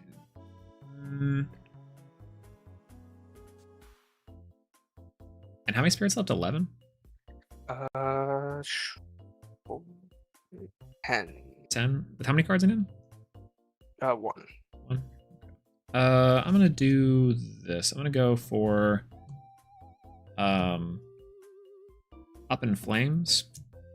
And I'll discard Kinleo Champ to target the Royal Idol, destroy it. Okay. We'll go Combat. I'll try to swing Lavalith for 2. Yeah. And then I'll go for Leonite. I'm going to activate Hestia's Hearth here. Okay. To enchant 1 and then enchant another to swing for 4. Yeah. And then I'll pass. All right. That's fine.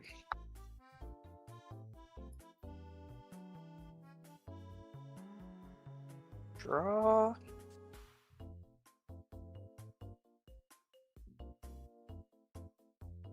I have to expend a draw. And yeah, tap to pass.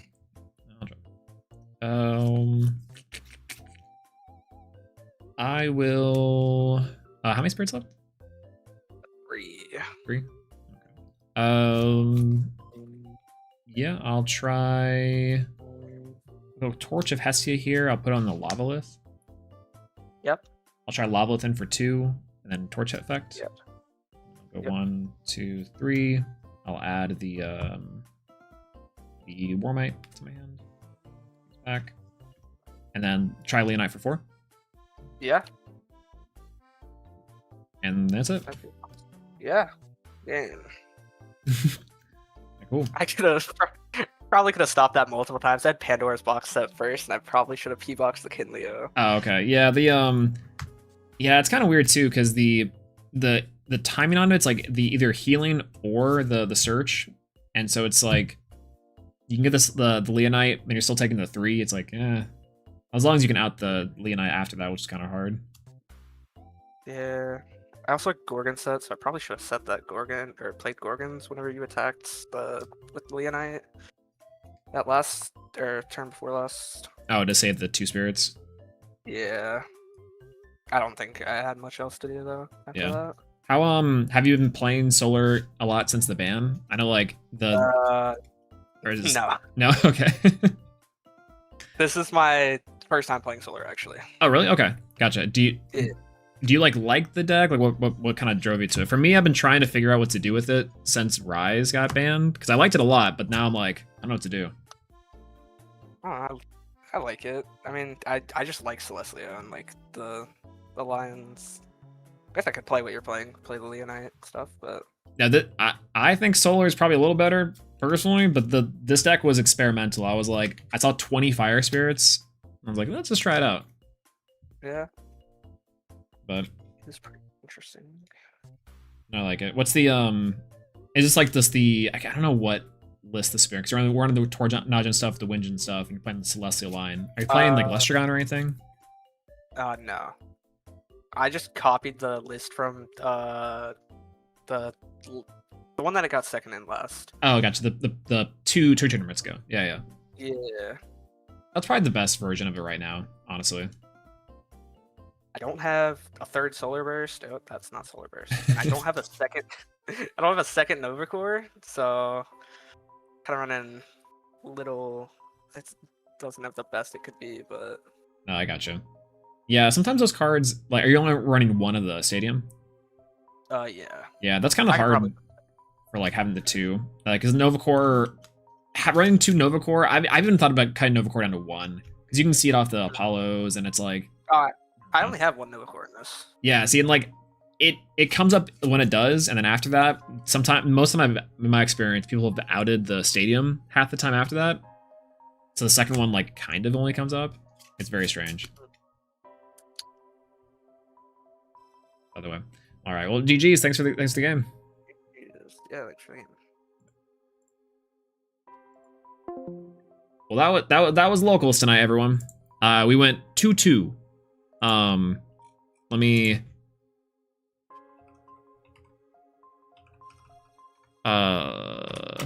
L. T4. Cool. All right, let me put this back on. Boop. You notice how fun glow is a light bulb? True. That's why my focus will work here. Yo, what's going on, Ninja? Hello. Yeah, this is round 4. We just got done with the round. You didn't win because you didn't play Ankylofrost. So legitimately, I do think I want to try and play Ankylofrost at some point in time, because like I've been trying to find a way that this that I can just like feed my deck building worms, and I feel like there's a lot of low to the ground stuff that's solid, and I really want to try Ankylo Surge and Ankylo Shock. Try to buy the stuff for Thunderstorm. Honestly, Thunderstorm I think is a good contender. A lot of stuff's gonna be played. A lot of Hermes is probably gonna be experimented with inside of this upcoming tournament, and so big question mark on what will be like the best deck in the room. So the theory, absolutely. Let me take a look. Yeah, let me see.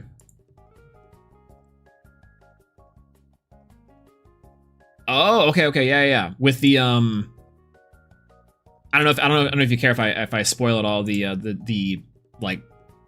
cypromol of it all. The cows theory. Don't give me false hope. I legitimately do think Thunder is up there. I think legitimately Thunder is up there. Let me open this one. Pop this up. Go. Oop, wrong one. Oop. Let's move over to this.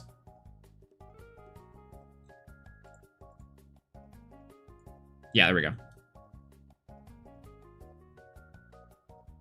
So, like, I think this theory, I think it kind of works as far as, like, solar stuff goes. Solar stuff for the cows. The Cypromol is a really nice one because, like, what I've really come to like about solar more recently is the removal. Because that was, like, the big thing about Celestlio, was that the removal option was, like, the best thing you could be doing in the deck, hands down, full stop.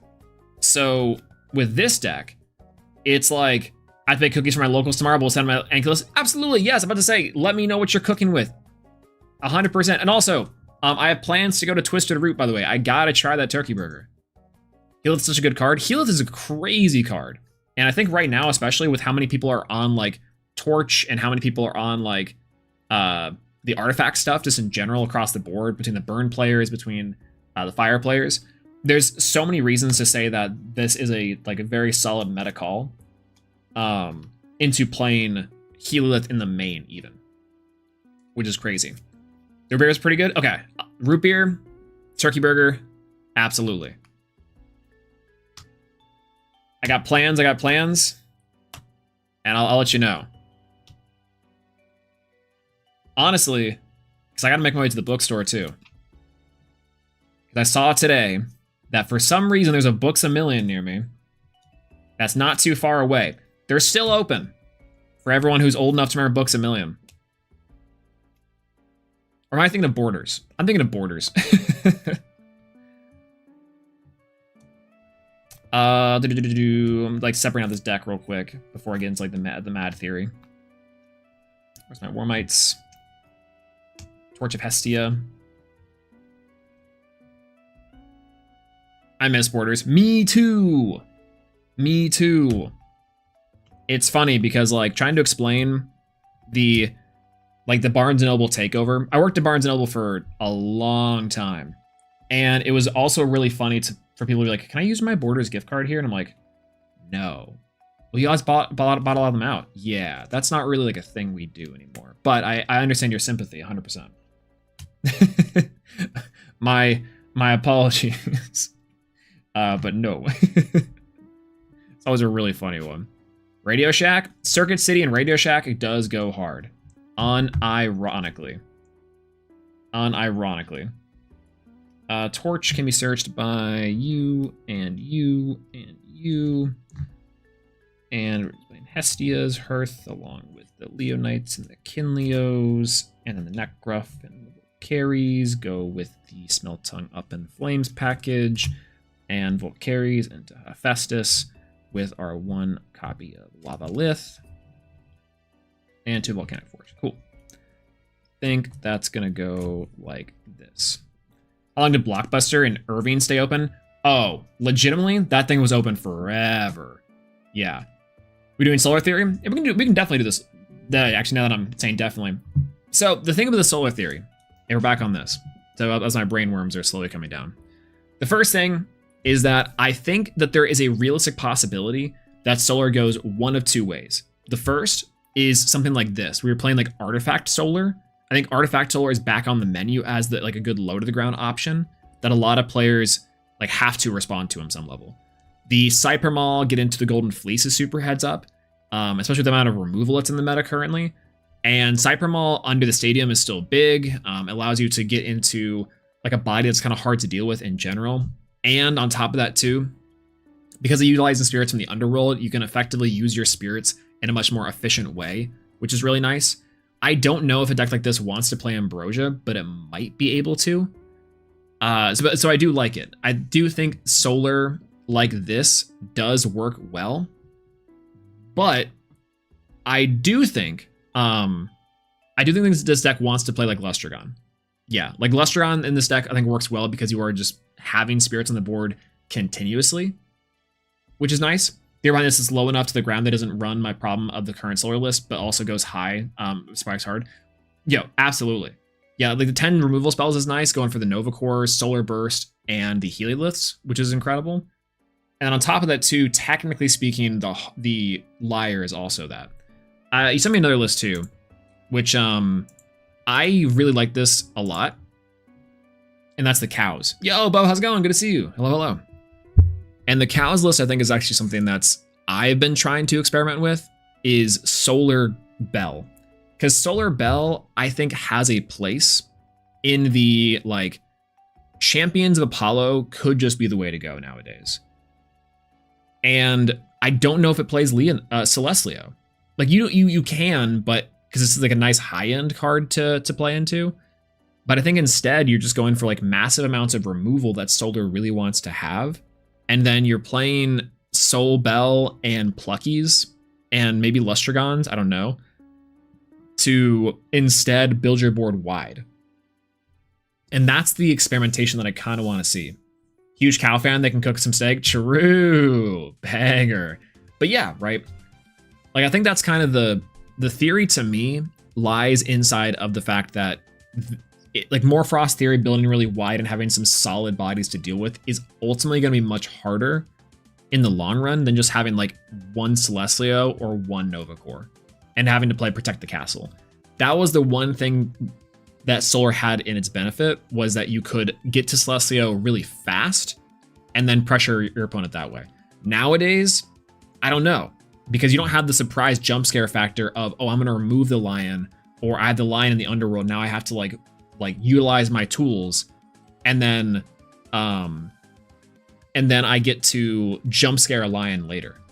That was always kind of a problem with Solar, or playing against Solar, but now you don't have to really worry about that too much, you know? What do you think of the list that treats Neblio like Volcaries in the Mag deck? I do kind of like that. Like, again, the Neblio, or the Neblio being just an attack booster. That's kind of the idea that it's always been that way. And then your Foretells just always stack. And so you get to like the Leonites, which is nice. As far as like a body goes. But that's probably the most solid beater that you have. Which I think that's like about what I would say is correct. Let me open up ClashNet and we'll Solar Theory a little bit. Classic case, by the way, of us doing Solar Theory after locals. Lamau. Let me Solar it up. I think Lions gets cut and we run Lustragon, run like all the removal. See, and that's something I'm like really tempted to do. So we have Corvashine. I do think that Champ Apollo is still really good, maybe only at 2. This card I think is crazy, and a lot of solar casters are cutting it. I think this is one of the better cards inside the deck, especially as like a beater and everything. What about Solar Mill? I love Solar Mill. The only thing about Solar Mill is you're playing the Hum Bust, and Hum Bust is probably one of the harder things to pull off more consistently, but it does really work. If you can establish the Hum Bust early and start milling, then you're chilling. And so that's another consideration, is we just play like a normal solar deck, but we play Hum Bust instead as like the payoff. So we'll see. Even Neb gets cut. There's a lot better beaters now. I don't know. Like Lumaru is good. It's kind of like the Necro theory that Lumaru is a solid body to deal some damage with. Similar to Necrof in this side of this list for sure. But I think in this deck, you still have the ability to, like, I guess this doesn't play around Dense Fog as well as Lumaru does. So maybe that's the consideration. Blah, blah, blah, blah. But we'll see. We'll add our known quantities first, I think. I do want to play Soul Bell. I do want to play Heliolith. I do want to play Novacore. I do want to play Glimbat. I think we're playing 2 and 2. 2, 2, 1. 3 Solar Burst. 3 Guardians of Light.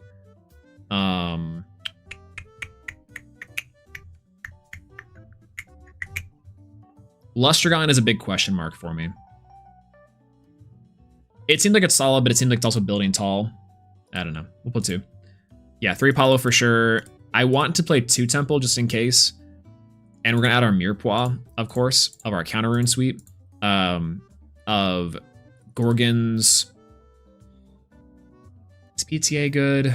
Shield. Pandora's, maybe?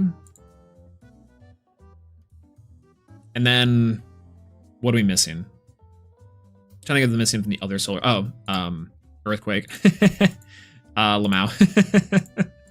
Like, wait a minute, what is this deck missing? And it's like the one of cards.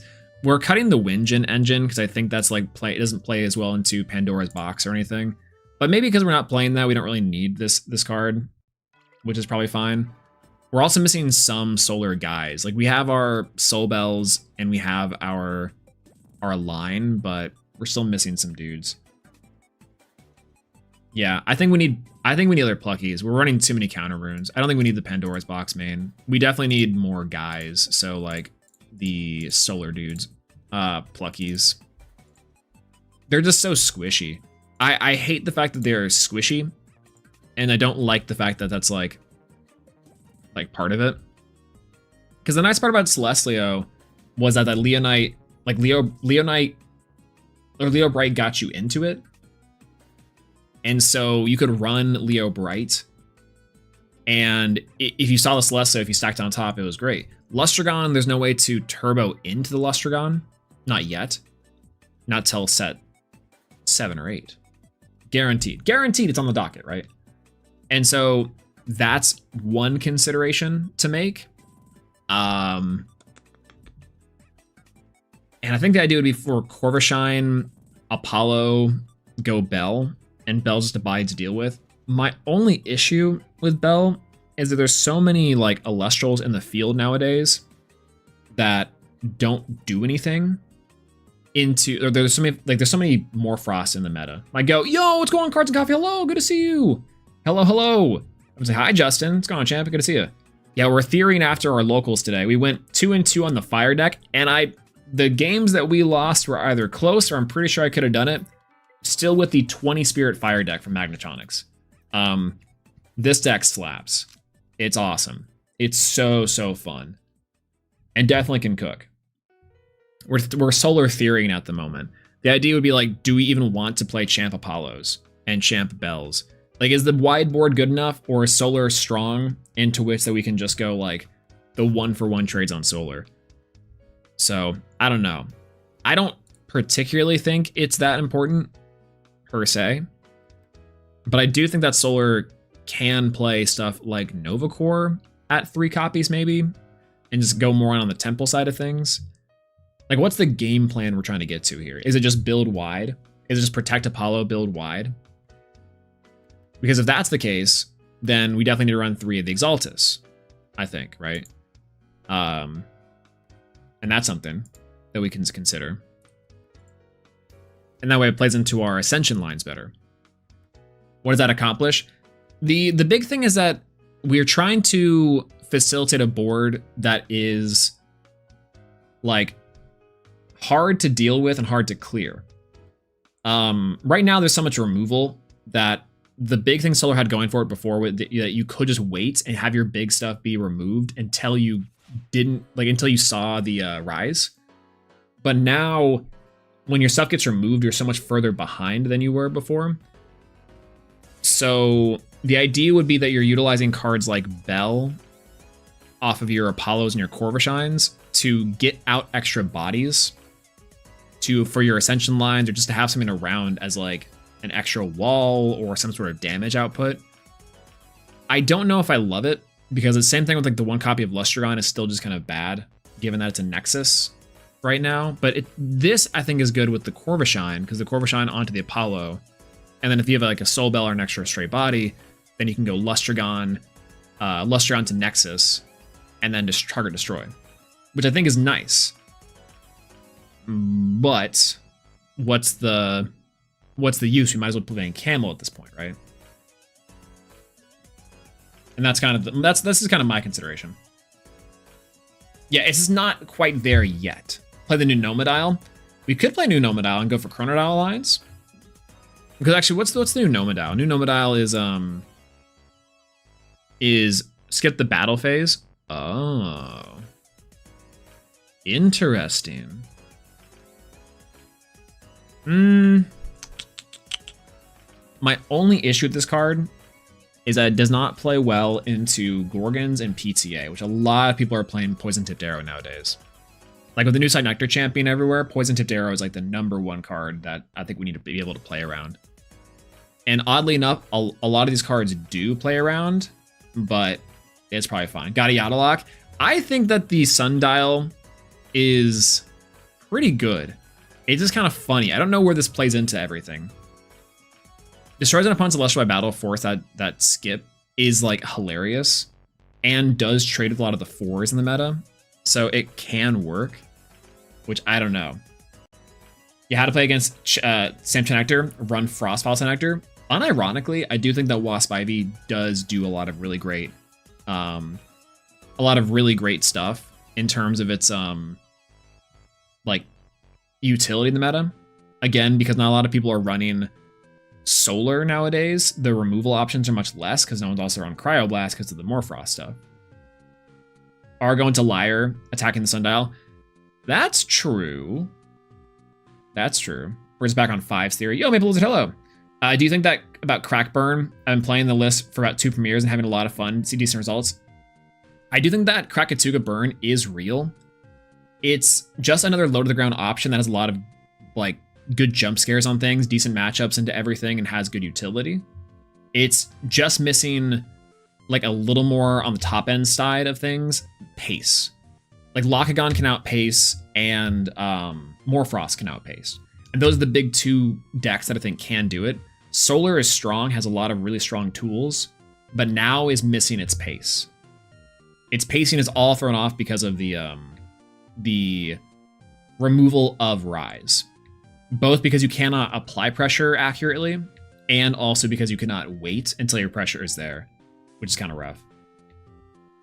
Yeah, Poison Nectar, and it's a good deal with the Water deck. Kind of, right? Yeah, run Hestia so you can Volcarius plus Smoltuga. I think a mixture is also the way to go for this, for the Krakatuga stuff. Because I think the Fire deck has taught me that Hestia is killer. Hestia is a great card into the strategy, and it's a lot of good stuff to do. Let's play Kashtira, best Water deck. People are underexploring that deck. I hate to say it.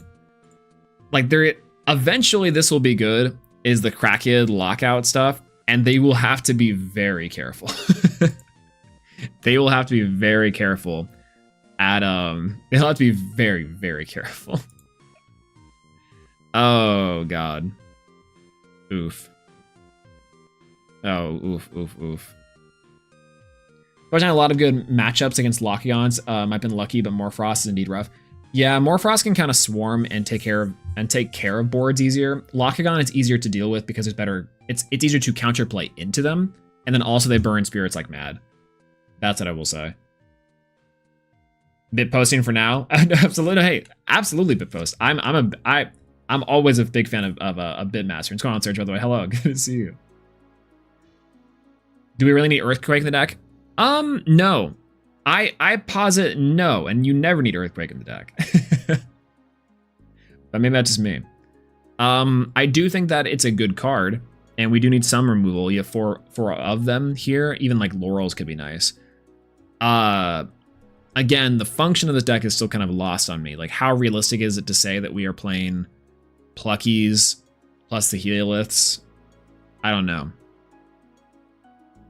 Solar, big question mark for me on Solar. Because it does not play well into Dense Fog. People are maining. The Winjin stuff, everyone's on P-Box. I'm not the biggest fan of it. And everyone's back on PTA, which means that we need cards that are good against PTA. So it means we can't really build tall. We need to build wide. And that's my theory here, is that Solar can do that, but it might be here. Chivalry, that's good? Absolutely. Yeah, it can't build wide well. I also agree. I think on some level, and this is unironic. I'm gonna build a deck real quick, and y'all are gonna hate it. Y'all are going to hate it. I think this is gonna be bad.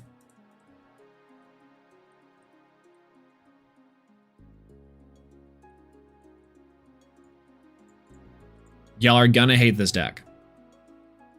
But I think it's the direction that Solar needs to go.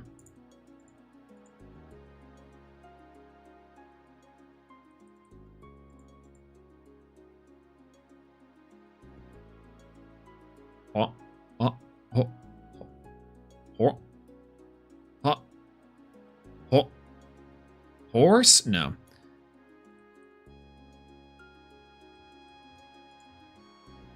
I think we bring it on back to Millmaster Mike. I think we have to do it this way.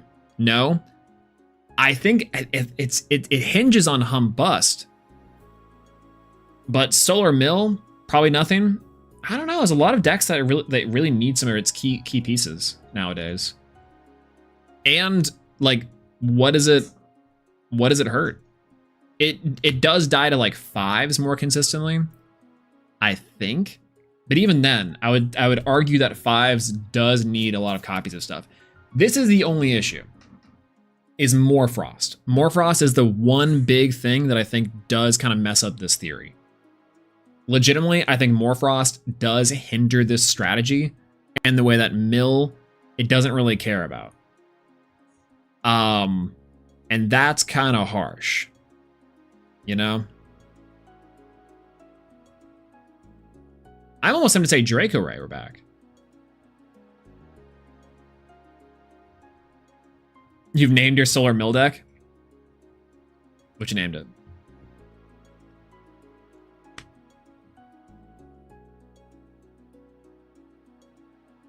Does this work? No. We'd have to do like this. We have to do like Soul Bell. Old school Soul Bell, but old school Soul Bell sucks. It's like Corvashine Sticks, turn 2 Soul Bell, and then Apollo Effect, go for 8, and then try to go for that way. Big fan of the Draco line. I think Draco Ray might actually be fun too, because Cockray can't be suppressed, which is nice. And then it does pair well with the First Light, which stacks from our Leonite plays. So it kind of just gives us an extra additional like way to heal and also go into like a larger body. But it's also then building tall. It's not amazing. I don't know. Mill also helps Blizz. I forgot about Blizz. Never mind. All right. Humbus, you're out of there. You're immediately cut. Sorry, brother. Yo, they're cut? Hey, yo. All right. Let's see. See, and I don't love this because now we're just building normal solar. What if those yellow cards were purple? True. Wait a minute. The like moon? We're going for moon? Yeah. Which yellow cards? There's no way. Okay, let's... If I had to make an approximate solar... Justin has been on this, like, this sun and moon idea, and I don't love it. Let me clear the deck real quick, and let me make a, like, approximate version of what I think you are trying to, like, pill me on. Slash, what I think might be killer. I don't know. Because I think we are back on OG shenanigans. Maybe this one is not even enough. And it's like, hey, we're back. We're so back to this. Dense Fog? Sure, why not? Toxiri? Sure, why not?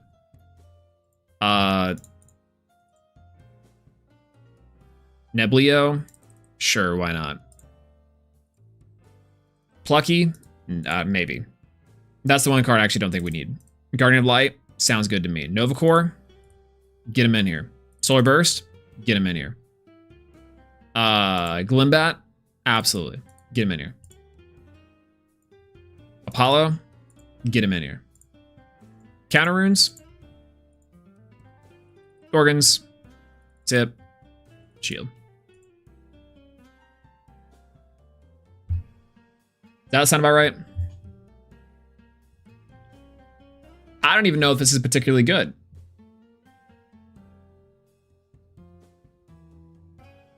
Because also, Toxiri might not be the way to go. Considering. The only problem with this deck, I can... Oh, I need Corvishines in this list. What am I doing? If I'm foretelling at all, Corvishine is just, like, the better card to sit on. And it's like, I gotta get rid of this Toxiri. Which means I probably shouldn't be playing Dense Fog. And it's like, this is the other problem. 50% there? Oh god, we're playing just the hot and cold game with Josh. Oh no. I hate that I'm close. Because that means I might want to build this thing. I think we then cut down a PTA for a second Palochamp. Might as well play Spect, no? I think Spect's slow. Spect is really good, but Spect only trades now with Chimera Morfrost. And I'm not even playing Temple. What am I doing? I'm not even playing Temple right now. Big one out. Yeah, I'm missing a very important card. It took me a second.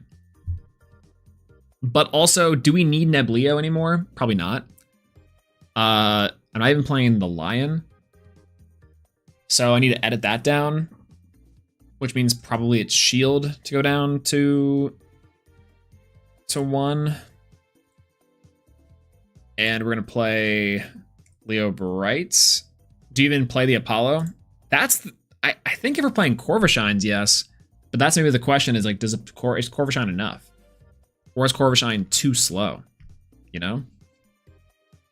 Solar Nexuser could be the idea too. Because here was the other thing about like old school lunar theory is that you're using the greatest Nexus bank alive, like a Void, to house a Nexus bank.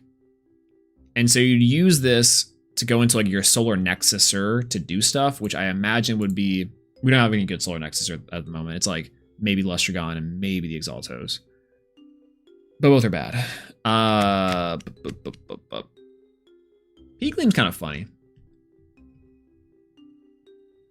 Peakleam's kind of funny.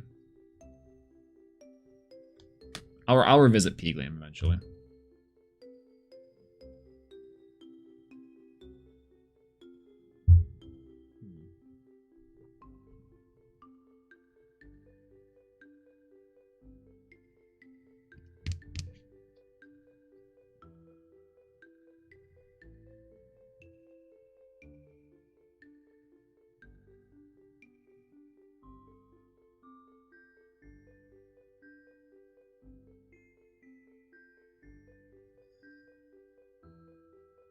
Do y'all think Solar Recharge and Peeglim are good?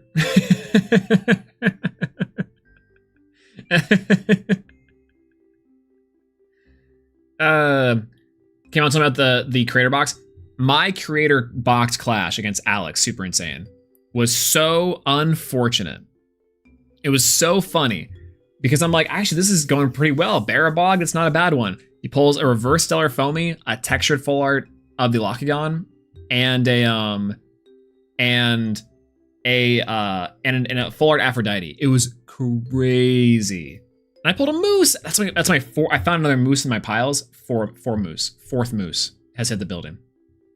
Fourth moose is crazy. Ridiculous, right? You'd love to see it.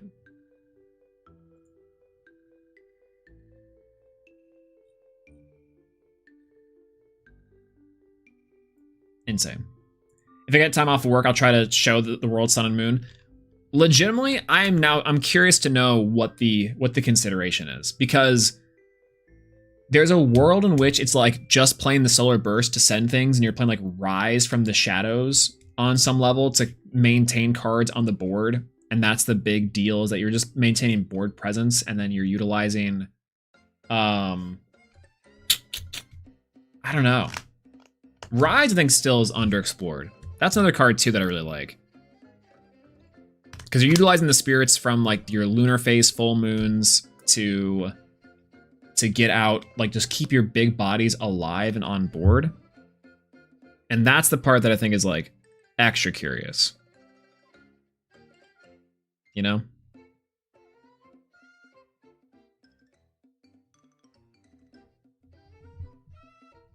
We'll see. I like to know how to get one. The creator boxes, I just got sent to it. It was just sent to me, and they were like, hey, do you want one? I'm like, sure, absolutely. I think there's actually like a creator channel inside of the Discord that I think you can like ask for the role, or you can apply for like the verified role or something. I can't remember what it is. I'm gonna be honest, half the creator stuff I kind of just came upon because I started yapping about it on YouTube and Twitch forever. Rise Hypnopossum equals guaranteed body next turn. Hypnopossum is one of those cards that I think eventually will be really funny, but still just, ooh, that card just reads both insane and terrible, unironically. But it's still probably fine, though. I don't know. Okay, let's rotate back on this, right? Let's wrap. Rise from the, where are we? Oh, Poison Tipped Arrow. Oh, Lunar Phase New Moon. You used to be so sick, and you probably are good. Okay. Cut the purple cards, because they are bad cards. No, the crazy part is the moon cards are so good. They're so good. They're actually, all the lunar cards read crazy. To quote Dymax, they have so many good words on them. But overall, they're still missing quite a bit. Okay, we gotta get rid of this Leo Bright for sure. And we gotta get rid of Nebleo. So now the question is, we now have to fill a slot of 3 beaters. Is it spec'd? It could be spec'd. Sleeping on Lunar, but I can't say anything until the appearance is made. No! This is real? It's gotta be real. Devolve into Geist? I think so, right? Maybe. And it can't be Co-Malice. And the Co-Collective is cooking? Imperwatt Morphrost was real. Ankla Morphrost is real. Sunflower on Entitan was real. I forgot about Entitan. Entitan, I think, is a sleeper deck for this format. Don't sleep on Entitan. It's probably spec'd, probably, right? It's either spec'd or we just play like the other engine for it. We might even play Apollo. I mean, we might.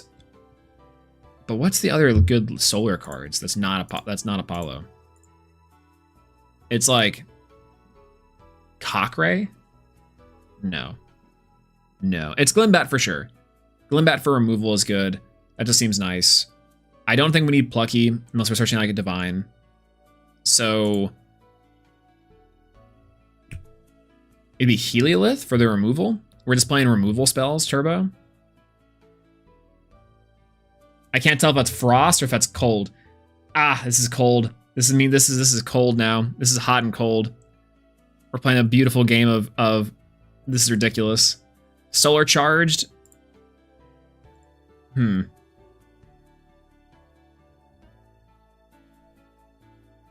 Ends up top steam by one match. The person is cooking Lunar. Ooh. Oh no, no, no. Oh no. Lunar is real. Lunar's gotta be real. It's good. That's the problem. Lunar is good. The cards read crazy. Oof. Don't love that. Don't love to hear that it's actually like something insane. All right.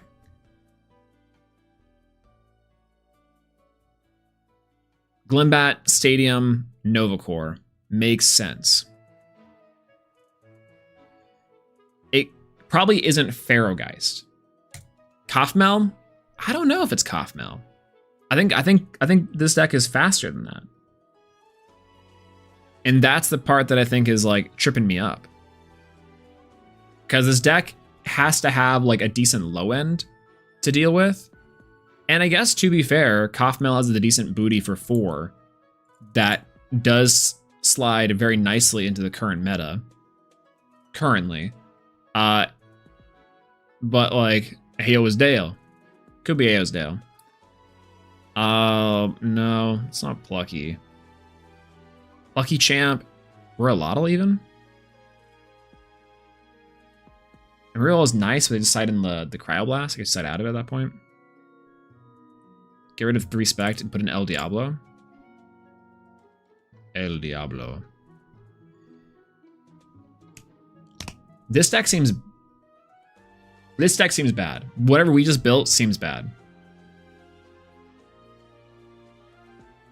But also kind of silly at the same time.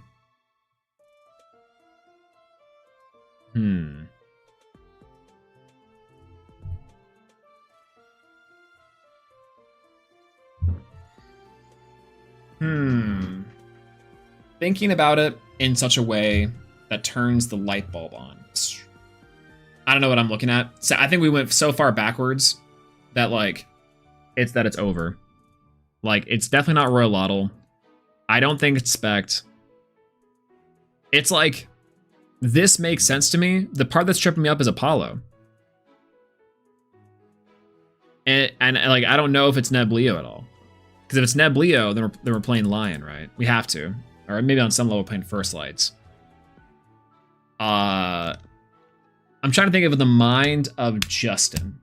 What are the best cards in the game at the moment? Best removal cards. What are the best like Elestrals that we can play like decent bodied? And it'd be like Whale still, oddly enough. Like it'd be like yeah, I'm still on Galaxy. Is there a reason why we're playing Apollo Curvashine? Yeah, I guess to get us into advantage for getting us into like our Nova Cores and our Exaltos, Glimbats, and I guess we need one more guy, and that's kind of the problem. But the big key here for like if I'm thinking like a previous 2-time champion, this is the way that not to spoil how Justin thinks. I don't even know if it's necessarily true, but thinking about it this way, it's what are cards that not only demand responses, but are just the most solidly good cards in the game? Like what reaches that little Venn diagram, right? And then you can start to play around with the deck itself. Rise from the shadows or Rise from the ashes? Because you know they want to. Because like, what does facilitate the game plan of it? Doesn't really make a lot of sense. Not really.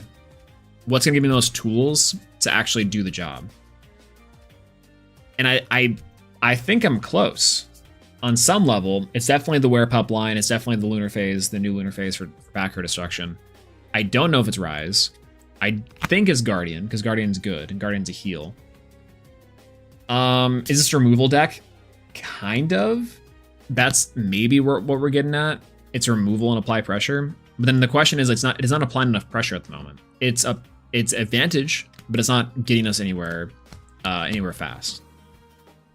It's not quite saying I can do damage every turn. And that's the part that is tripping me up.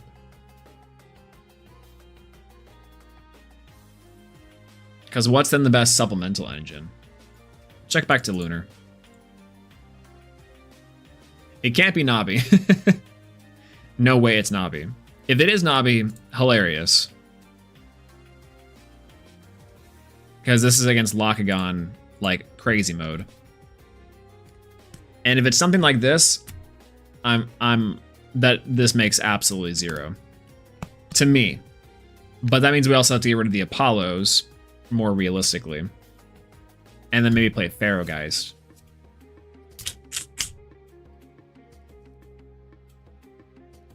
The problem is finding like a decent concentration of solar guys and also lunar guys to make this both sun and moon to justify the name, obviously. But Rise is the glue. I kind of figured Rise is the glue because this card is crazy. So like in my mind, this card is, you're either playing cards like Terra Heart to search, or actually, in fact, it's a full Gorix list. And that sounds really silly, but maybe not. Maybe it's not even full Gorix. Maybe it's just like straight up Doppelgator shenanigans. And you're using the Nova Cores and as like just straight up removal. But you're only using it as like a removal engine. But everything else is just lunar. To lunar aggro. See, we're inching closer to lunar aggro is the perfect way to describe this. Because who do you think made this list? Literally the pioneer of lunar aggro. Yeah.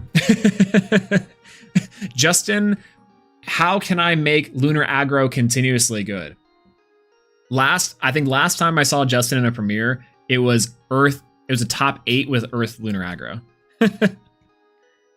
What is Apollo doing here? See, that's the thing, as I don't think Apollo does it. Right? I don't think so. Solar Argo, Solar Aggro. Top 4? Top 4 with Lunar Aggro again. Ridiculous. Messed up. It's messed up. Yikes. All right. So I think the last thing that we need,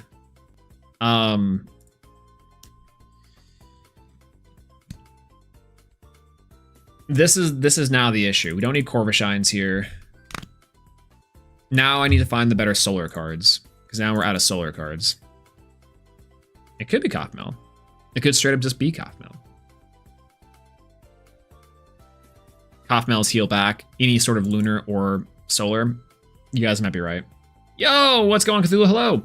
How'd casuals go? We went 2-2. The games I lost, I feel like I had a pretty decent shot at. The 20 Spirit Fire deck from Magnetonics cooks. This thing's so fun. So good. And it's honestly, I think, got some legs to it. Maybe a little more of like some adjustments here and there. I think it could work out great. Got the Corvishines, Exaltos, and we run Cockray and Kothmel. I think on some level that's not bad. But Solar Trickery, see, that's the type of card that Justin would need. It's like a Solar Trickery. It's not Royal Lotto. For sure it's not Royal Lotto. Cypher Maul is really obnoxious. What did you play in casuals? I played a 20 Spirit Fire deck. It was Magnetonic's top 16 list from the last premiere, but I adjusted it just slightly with less PTAs, which didn't actually end up coming up. The cards that I replaced the PTA for didn't actually like show up at all. So it was maybe like half mattering. But, you know, there's that. But it was good. I thought I had a lot of fun with it, actually. No way Justin's playing Falaferos. If it's Sundial, you're crazy. Hey, it was Dale. Have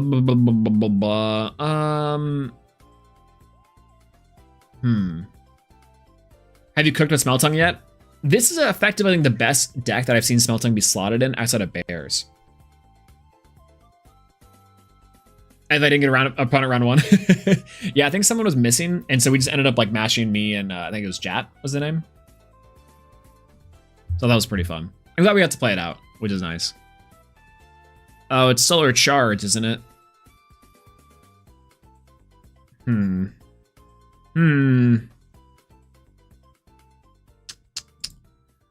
Oh god, let's see.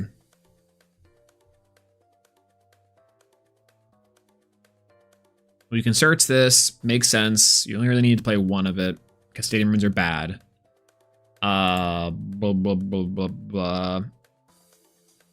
Lustragon? No, what's our lunar nexusers? It's Comalis more exclusively. And Terrastar somehow. It's definitely not Comalis, right? Because look how messy this deck is. And it's definitely not Solar Burst. I mean, it could be.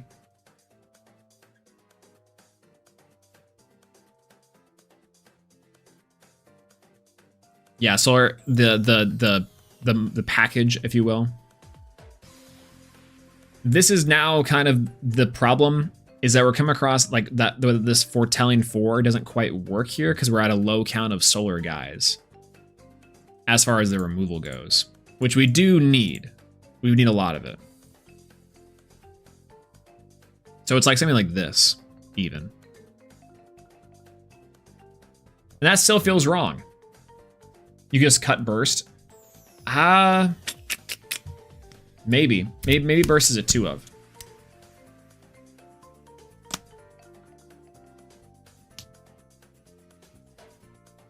I'm trying to think what other cards solar-wise get us something.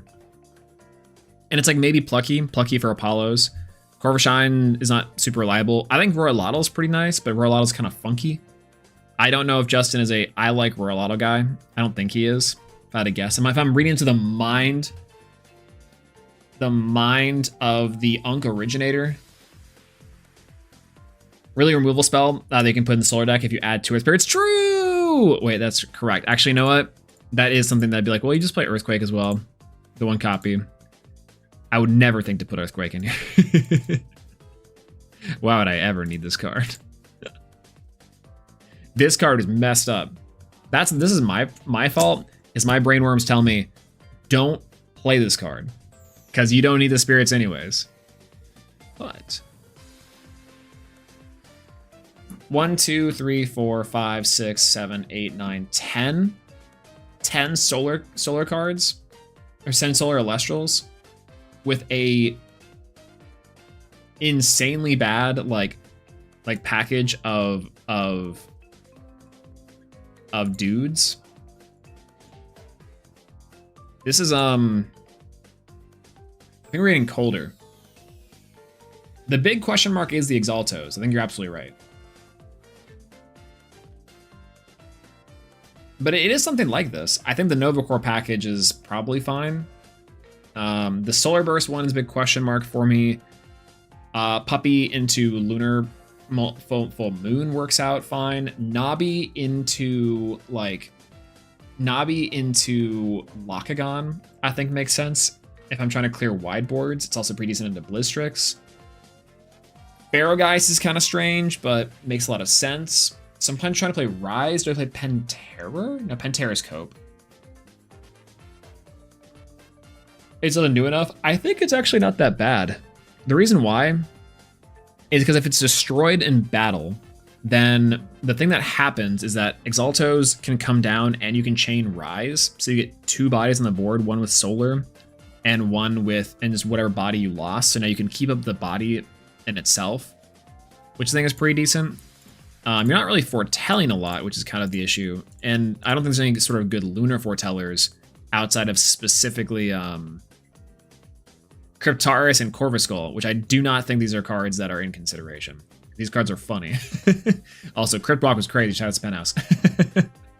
That's such a... that thumbnail cracks me up. Legitimately.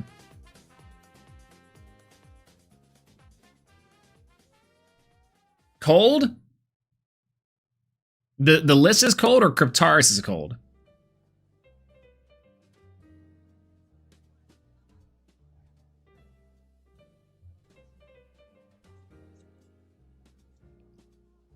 This is like Trish all over again. I miss Trish.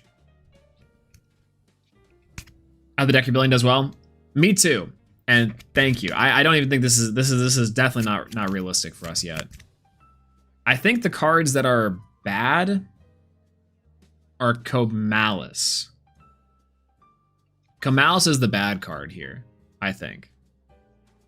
Like, if I'm taking out Comalis for something else, and this would probably be Spect, I imagine. Because I'm trying to think of individually good cards that are just representative of removal.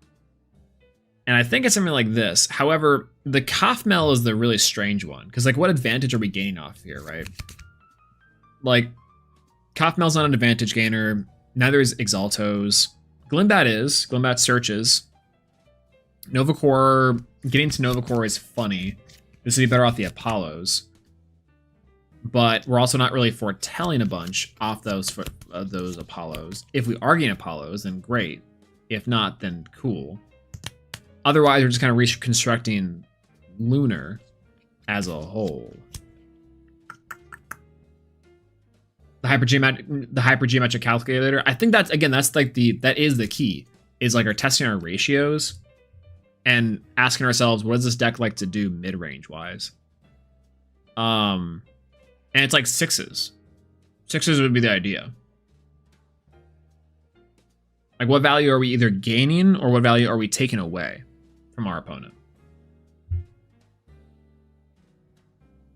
And we were like halfway there before with the Solar Apollo list with like Nebleos and whatnot. Which might also be the case, by the way. Also, for dinner tonight, y'all, I got some cornbread and some chili waiting for me. Ooh, it's gonna be good. It was supposed to be leg day. I'm swapping out the leg day for another arm day because I messed up my days in terms of like somewhere along the road I did 2 leg days in a row or something.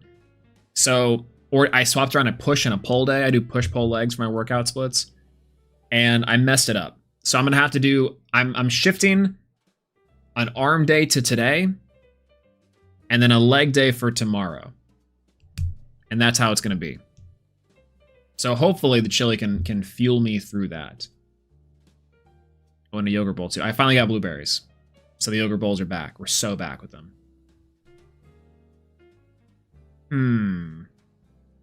Okay, let's think.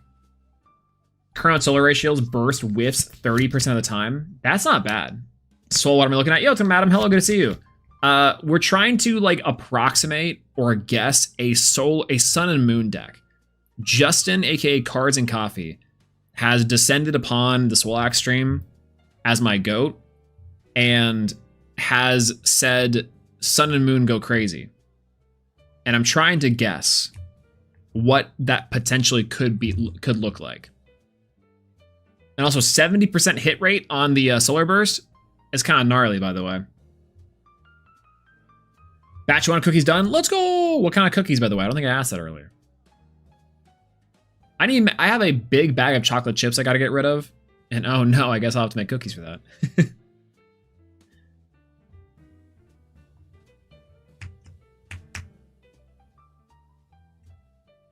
Old-fashioned molasses? Ooh, that sounds really good. I saw this recipe for... You know, there's a Lunar Foretell card? We are not playing Crypt... We're not Crypt Walking. We cannot play that card. We cannot play that card. Make cookies for my LGSs every week. Oh, that's so nice. Man, I gotta get back to Florida. Wait a minute. That sounds incredible.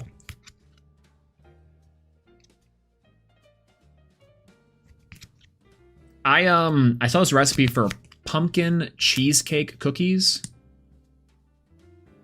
and they were like pumpkin cheesecake snickerdoodles. And I've been itching to try them for a long time. Ooh, that Crypt Walk thumbnail was so good. It cracks me up every single time. But there's no way that we can realistically play that in this deck. And we could if we're playing like a mill deck, but Last week was peanut butter chocolate. Week before was snickerdoodles. Oh, that's killer. Snickerdoodle 2 weeks in a row. A good snickerdoodle cookie goes hard. I was gonna make snickerdoodles for Kissimmee, oddly enough, because I brought chocolate chip cookies to the venue that I baked like 15 minutes before my flight took off. The word on the street was that I was like, oh, I forgot, because I packed a big like lunchbox full of stuff. And one thing I forgot, I was like, oh, I want to bring cookies, and I didn't have enough time to brown the butter. I didn't have enough time to really do anything with it. So I had to leave within half an hour. And luckily I got everything done, and the cookies came out, and they kind of cooled enough by the time my Uber got here to take me to the airport. So it ended up being just fine. The cookies tasted pretty good, but they weren't my normal cookies that I make, which is like a brown butter chocolate chip cookie. It's a little bit thinner. We made cookies once before on the stream, but like we'll have to make those again sometime. I also brought Scottish shortbread. Scottish shortbread. That sounds actually really nice. What makes the shortbread Scottish? Or is it just like the type of cookie that's just named after? I think I've actually never made those before. I made peanut butter, I've made snickerdoodle, and I had the cream of tartar for the is it cream of tartar?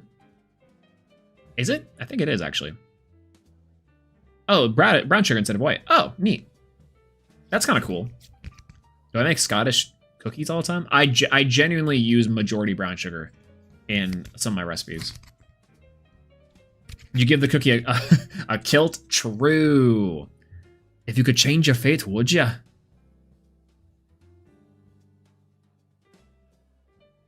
Do you think it matters? Let's see. Okay, we're back on the solar lunar list. Solar lunar list. It can't be Faramel. Absolutely not.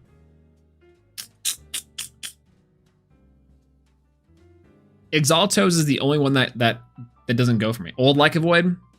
Yeah, I got Old Lycovoid, Nobby, and Doppelgator. I think are still in contention. Pharaohgeist is a weird one. I don't even know any Pharaohgeist anymore. Let's cut Pharaohgeist and add in like a third, like Elestral. Like we need like an Elestral line here. I feel like the problem is that we don't have enough high quality guys in this list. And it still might be that we play it's because it's thematic and also plays really well into Rise. Like what are we trying to continuously rise back? And it's like, do we get something on receive of anything that's not Doppelgator or not Nobby? Like what of when you cast Toxiri, it would be like Toxiri. Lumaru's not bad. It's a big body you can bring back consistently. I'm just trying to think of like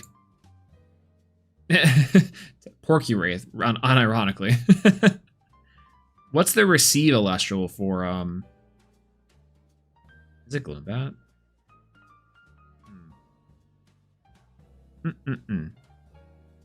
This is normal cast. Problem is this one's normal cast instead of regular cast. Good stallion for solar, you can use that for Rise, right? And I think that's like, maybe the Lumaru is crazy for that reason. I think at that point, that's like the part that I'm just so confused on. I guess it's a 600 stadium, which you can search for, and it hits off the solar burst more consistently. Which at that point, I would be arguing that we need to play more 2-drop ascensions for our Rise targets. And I would want to play 2 Lumaru. Like this Aru, I think. But this seems like it's copium. Like we're playing 4 copies of Earthquake, and we have a consistent way to get into stuff. It would almost be like 2 Lycovoid at this point. And then also the Nova Cores don't really do much for us. Like they do, but they also don't. Like they don't really do much for us like like in terms of 3 of. Because I'd want to see them. And I want to be able to search them, which is kind of the problem. If I were to be able to search them. Otherwise, I think 2 or even 1? 1 does make sense. Corvashine, old school Corvashine. When it receives 1 or more solar, I need when it receives 1 or more lunar though.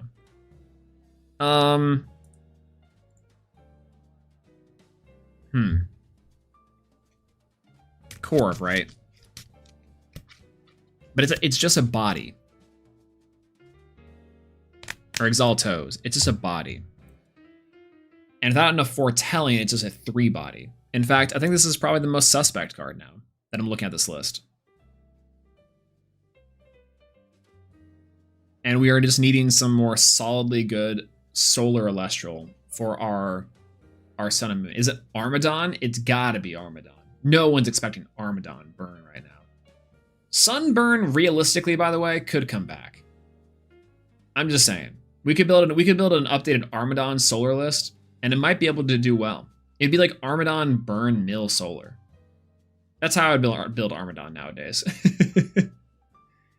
Actually, that's not true. If I'm building massive removal solar, if I'm gonna be honest with you, because I think at this point, my Sun and Moon brain is gone. There's no way that this makes sense to me.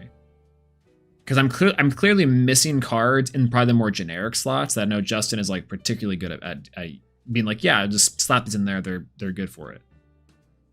If I'm making a all gas, no brake solar list, it looks like this.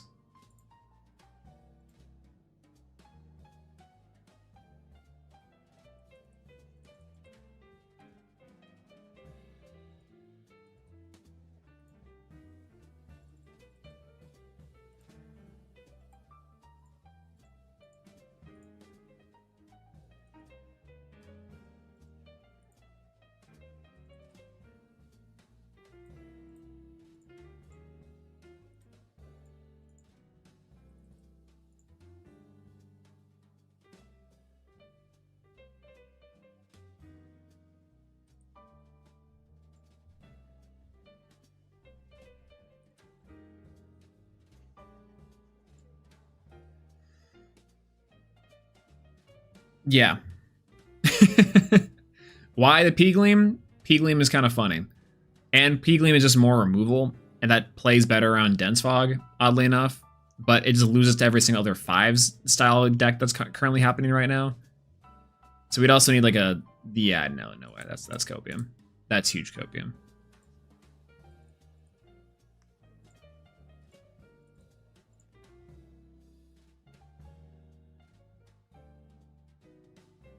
Ooh, Hyperlight Breaker is on Steam sale. Let's go.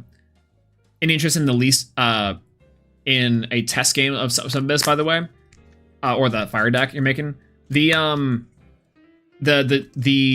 at the moment, I think I want to test more out later. I think tomorrow will be our test game stuff. I think for now, I might need to go in the tank on cooking some a little bit. The fire one's actually also super insane though. I will say the fire deck is super sick. Tomorrow, I think we'll be doing some, like, I'm down to do test games with this, maybe on the law client, maybe on the ClashNet. ClashNet might be a good idea. Make a Foretell deck with the Lunar Corvuscle might be a good move. I think Corvuscle is not bad, yeah. It's just like, Corvuscle is really funny to me. I can't tell if I like Corvuscle, or if it's just like, or if that one is True Coat. Because every time I've seen it, it hasn't been good other than one time with Primary Artemis. I don't know. Also, no Gardon. It can't be Draco, right? Another stream tomorrow. I'm trying to get better on streaming at least 3 times a week. Sorry, 2 times a week. I'll say 2 times. Because previously, before I'd go like weeks without streaming. We're trying to get on a better schedule with it, on the very least. I don't know if it'll happen. But the Lifestream meta has gotten me thinking, and the Lifestream meta has gotten me cooking. And everything is so good. So the idea would be that Monday is something. Tuesday is maybe the casuals. Wednesdays, either Clash Wednesday or something. Because we're not getting apparently any sort of major updates inside of Clash until the end of December or until January apparently, and that's a little disheartening. But I also haven't checked up on Clash in a long time, so we'll see. I've been on a stream for the past hour or two. What's the biggest issue for Solar right now? The biggest thing that it's missing is what it actually lost before. The problem with Solar is that it's somewhat missing like a game plan that's equivalent to like its bomb drop, right? And it's not really even missing anything. Like you take a look at the Solar list from this one, yeah. This is Chris Cherub's Solar list. It's missing cards because the Law Client did something. I think it's missing Shield and something else. I think it's missing Shield or something. But if you take a look at this list, for the most part, it has every single card that you need in the game for Solar. It has a definitive game plan in Celestlio. It has some foretelling stuff with Winjin. Neblio becomes huge. It has removal and advantage gaining. It has a Solar Burst as well for its removal option too. It's just a solid riff on the previous Solar deck, which was just playing the Rise from the Ashes to help supplement the fact that you can send Celestlio at any point in time with the Solar Burst and then bring it back with Rise and have your game ender right there. The thing about Solar, though, losing that is that it's still very possible to do this, but you're much more reliant on your foretells, and you're much more reliant on stacking your Leo Brights right to get the Celestlio out. Alternatively, to hard ascend and use this afterwards to like on a Nova Core or something. So it's not really missing anything. It's just more like the question is, why isn't Solar performing compared to the other decks, right? Like why is this? What did Solar actually lose quite a bit? Couple things is that I think its main deck Pandora's Box is a big hindrance to the deck, not only on the Leo Bright but also on the Winjin, as far as a primary play starter. On top of that too, a lot more people are playing Tornado and Thunderstorm for cards like the Apollo to get rid of them, which is kind of hard to deal with in deck, especially if you don't have like one of your main advantage gainers. And that too, because you just can't go Solar Burst, jump, and then bring back the Celestlio. Your tempo swings are a little more consistent, which is great, but it's also rough because now your tempo swings are very telegraphed. So that's kind of rough, right? There's so many goofy stuff you can do with Lifestream meta. I was yapping with Adam the other day, and he invented Winjin called Thunderstorm. See? That's ridiculous, by the way. But really cool. And also, yeah, like I love the cookery inside this set has started to really shape and really show form, and I've been really enjoying it so far. It's been awesome. What's the best boss for the Spider deck? Honestly, it's it's Warmite. Warmite is probably the best card for the deck, hands down, with like Hestia's Hearth and stuff. Otherwise, it's like Lavalith. Spiders suffer from the biggest thing in that they are one-time removal cards that aren't really doing you a whole lot. So over the course of the game, you just get out-tempoed and out-valued by much faster and much more hard-hitting strategies.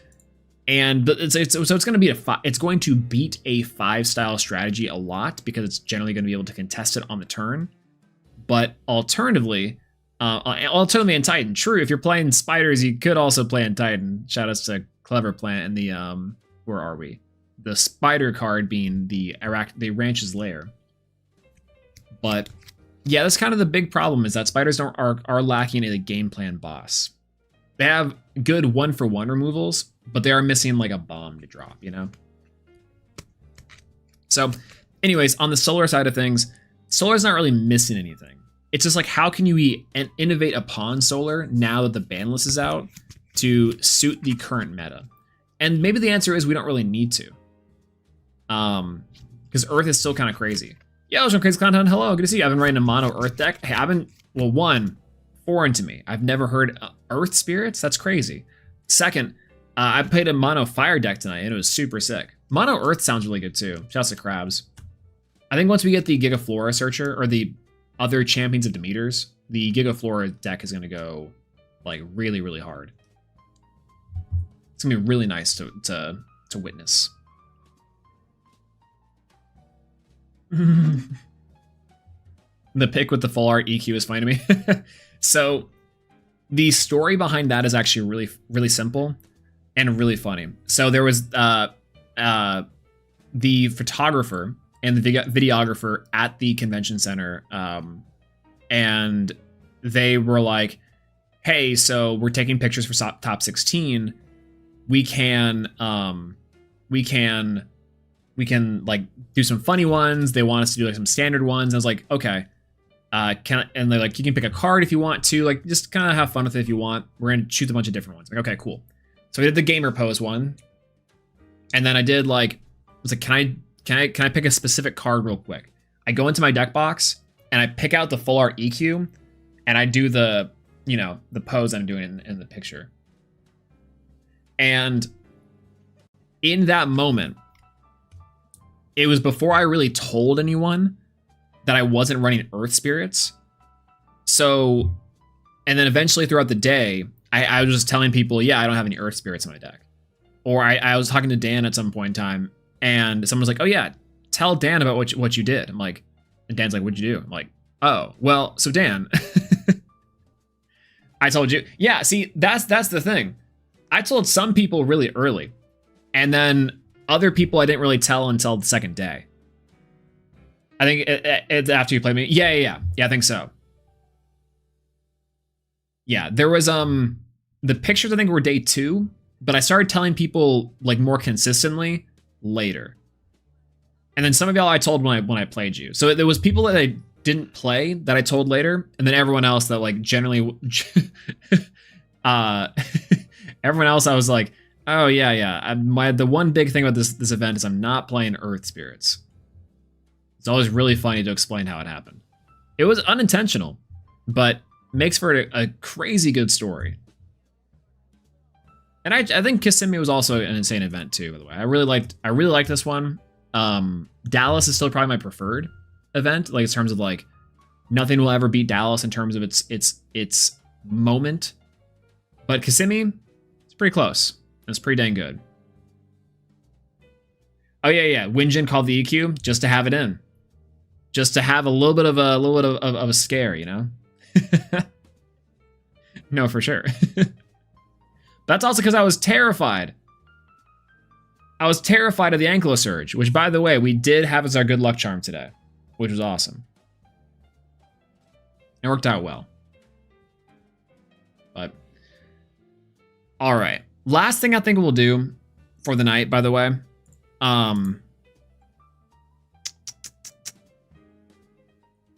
we'll take a look at the fire deck from today. Let me build the fire deck from today, and we'll kind of look over it real quick, just to showcase what we were doing.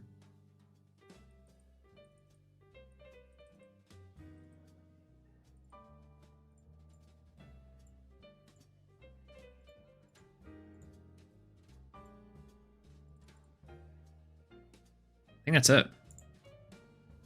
Yeah, Lamau. Then it's 3 Kinleo, 3 Nekruff, 3 Torchin. And then it's Lavalith, my one ofs. And Forge. Now I got Forge in there. I want more in-person events. Me too. And I hope that we, by the time, Alter, I hope that by the time we get them next year, like 2026, like ramping up a lot more in-person events would be great. I know it's like a big commitment, and it's like obviously a big, it's a big organizational thing too. Like you gotta find a good venue, and you gotta be able to like secure those deals months in advance, like 6 months to a year in advance sometimes. So that's kind of the hard part about like event coordination, honestly. And so I don't envy the Elestrals team on that. That's very hard to do, especially with experience behind that, especially working with vendors and working with like the actual space itself. It's hard. It's so hard. Yeah, this is the deck we were playing tonight, by the way. It's 3 Kinleo, 3 Nekruff, 3 Torchin, 2 of the OG Volcaries, 2 Champ Volcaries, 3 Champ Warmite, 1 Lavalith, 2 Leonites, 2 Smeltongues, 2 Up in Flames, 3 of the Hestia's Hearth, 2 Altar of Stars, 3 Gorgon's Gaze, 3 Torch of Hestia, 1 Hephaestus, 3 Hestias, and then 2 of the Volcanic Forge. You should be on Cat for Fume of Smoky. I think this deck would benefit very much from that, honestly. I think that'd be actually really nice. Yeah, no OG Kinleo. This is something that's like kind of been on the mind for a while. Is I do want to see if this deck can slot it in. This is Magnetonic's, effectively, Magnetonic's top 16 list from the previous event. I changed a few things. I took out Poison Tipped Arrow and then 1 copy of the OG Volk and 1 copy of Forge for 2 Smeltongue, 2 Up in Flames to get the enchantment back and the more discards and more active removal. Because I feel like this deck is also missing some active removal. But the theory behind this list is super solid. Effectively using these cards as like Nobbies and reverse Nobbies. On top of that, too, battle tricks with Hestia's Hearth to do insane damage and to keep spirits on the board to pump up things like your Volcaries, your OG Volk, is killer, which is super, super awesome. My one thing about this list that I don't necessarily love is we are low on counter runes, which I feel like is sometimes fine, sometimes not fine. It felt like tonight there was moments in which I probably really would have benefited off of protecting like a Lavalith, for example, or that I really could have benefited off protecting like a Warmite, because I would combo well with the Hestia's Hearth. But overall, I think this list is like insane. Altar was pretty alright. Gorgon's Gaze was obviously like good. It's like your best counter rune in here, but Hestia's Hearth is a big standout for enchanting things onto the board to push for damage, or alternatively utilizing them for Volcaries to make them huge. And I think it's going to be it's going to be a matter of how to utilize the spirits effectively and sequencing the cards in such a way that baits out the most amount of counter runes and can establish your Leonite game plan with stuff like the Kinleo. I don't know if this deck does that effectively yet, but it is extremely strong, especially seeing combinations like Torch and Hestia. You effectively get to add every single card in your deck to your hand for next turn, which is partially why I wanted to play the Up in Flames. Alternatively, having extra cards for your Ascension fodder for Leonite, for Lavalith, for other things is pretty awesome. Ambrosia too slow. There's a lot of ways to cheat out spirits in this build. So you have like Volcaries, which can cast the artifacts off of the ruins in the underworld. Smeltongue gets spirits back from the underworld, and as well you have Hestia's Hearth to like trigger your Warmite for healing 2, and then also Kinleo can heal for 3. So it's effectively trying to play spirits on the board, but you don't really need the Ambrosias because you have a lot of ways to heal back spirits, as well as you predominantly want to keep spirits on the board in the first place. I didn't really feel like I needed spirits in the games that I played so far. Overall, it felt like I wanted to have more cards that did things from the underworld, though. And like I said, some key cards to potentially like stop the opponent from clearing board a little bit, because if this card, similar to what Raw said inside of round 2, if this deck can keep an Elestral on the board, it's very powerful, and the snowball effect can work out really well. Ash Rabbit, I think Ash Rabbit probably would be it. Like a good defensive wall that's able to recur advantage from like the billing cards that we love to see inside of our underworld, on top of like getting back Smeltongue and Up in Flames. I think 1 copy of Kinleo, 1 copy of Ash, and like a copies of Ash Rabbit could be really nice. And a 5 body is like perfect right now because not a lot of things can really hit over our 5 bodies, which is Killer becomes a 4 under the Torch of Hestia and a 6 under Volcanic Forge. Things nice. Healer Slumber for sure. True. They've got to ban that card. They've got to ban Helios. And it's that one. That's insane. That's insane. So, anyways, this is the larger list that we played tonight. I do want to cook with this deck a little more. I think 20 Spirit Fire is hilarious and also is very much real. Cat Perfume would be crazy, and there's, I'm sure, a couple more builds to go off of here, but Leonite, very heads up. especially with the Kinleo stuff. Volcaries, OG Volcaries is really the standout here. And Magnetonics and Raw for cooking with this card, insane. Insanely heads up. I love it. I love the theory. This deck like wriggles the theory brain in me so much. I've been just thinking about this thing forever. I stand by. It was like 4 a.m. last night. I get out of bed and I'm like, okay, I've got to build this deck. I know, so I'm searching through my bulk, just trying to find versions of these cards I've never seen before. I found that I have a Reverse Stellar Warmite. And I'm like, oh, great. Cool. I can use that. It was crazy. Nog can solve it, but anyway, they get value besides hand. Yeah, Nog might be pretty good too, because it would draw us into our main combo pieces, our main pieces. The only issue with this deck too is its space is a little bit tight. So we have to make some serious concessions on what we're getting rid of. I think Nekruff might be it, but like the problem is we start to run into a lot of like 2-ofs, and I think that like I think that Nekruff is good enough to where it's a 7 body that's hard to deal with and hits a lot of our 4 body squishy Elestrals. There's a lot of like 4 breakers in the game right now that this works into. I do unironically think that Volcaries, OG Volcaries, while really solid in theory, I think in practice, I honestly might want this card to be Ash Rabbit. Or even Eruption in main could be kind of cool. I don't know.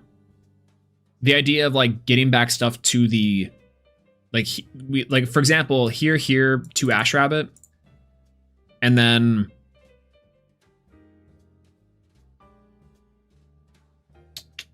I don't know. Then we're missing like a bigger beater, but then we have Leonite. Oof. Then we're also saying, well, why don't we just play small too if we're playing a little bit slower? Yeah, we're cooking too much. Might as well get some rest on it. But either way. Anyways, that's going to be it for me tonight. My hair is a little messy, and actually it's calmed down quite a bit since I've been streaming, which is nice. Hopefully everyone's had a great time tonight. Thank you so much for being here with me. I really appreciate each and every one of you. I know sometimes these streams go late. Sometimes we start them at weird hours and times, but I appreciate wherever you are in the world watching this. If it's morning, afternoon, night, I hope you have a great rest of your day, your afternoon, your morning, your evening, wherever in the world that you're watching this. And on top of that too, take care of yourself first and foremost. Get something to eat. I know I will. I got some chili and cornbread waiting for me in the kitchen. I'm super excited. And I'll probably get a workout in too. So, you know, hey, if you're doing that later, then best of luck.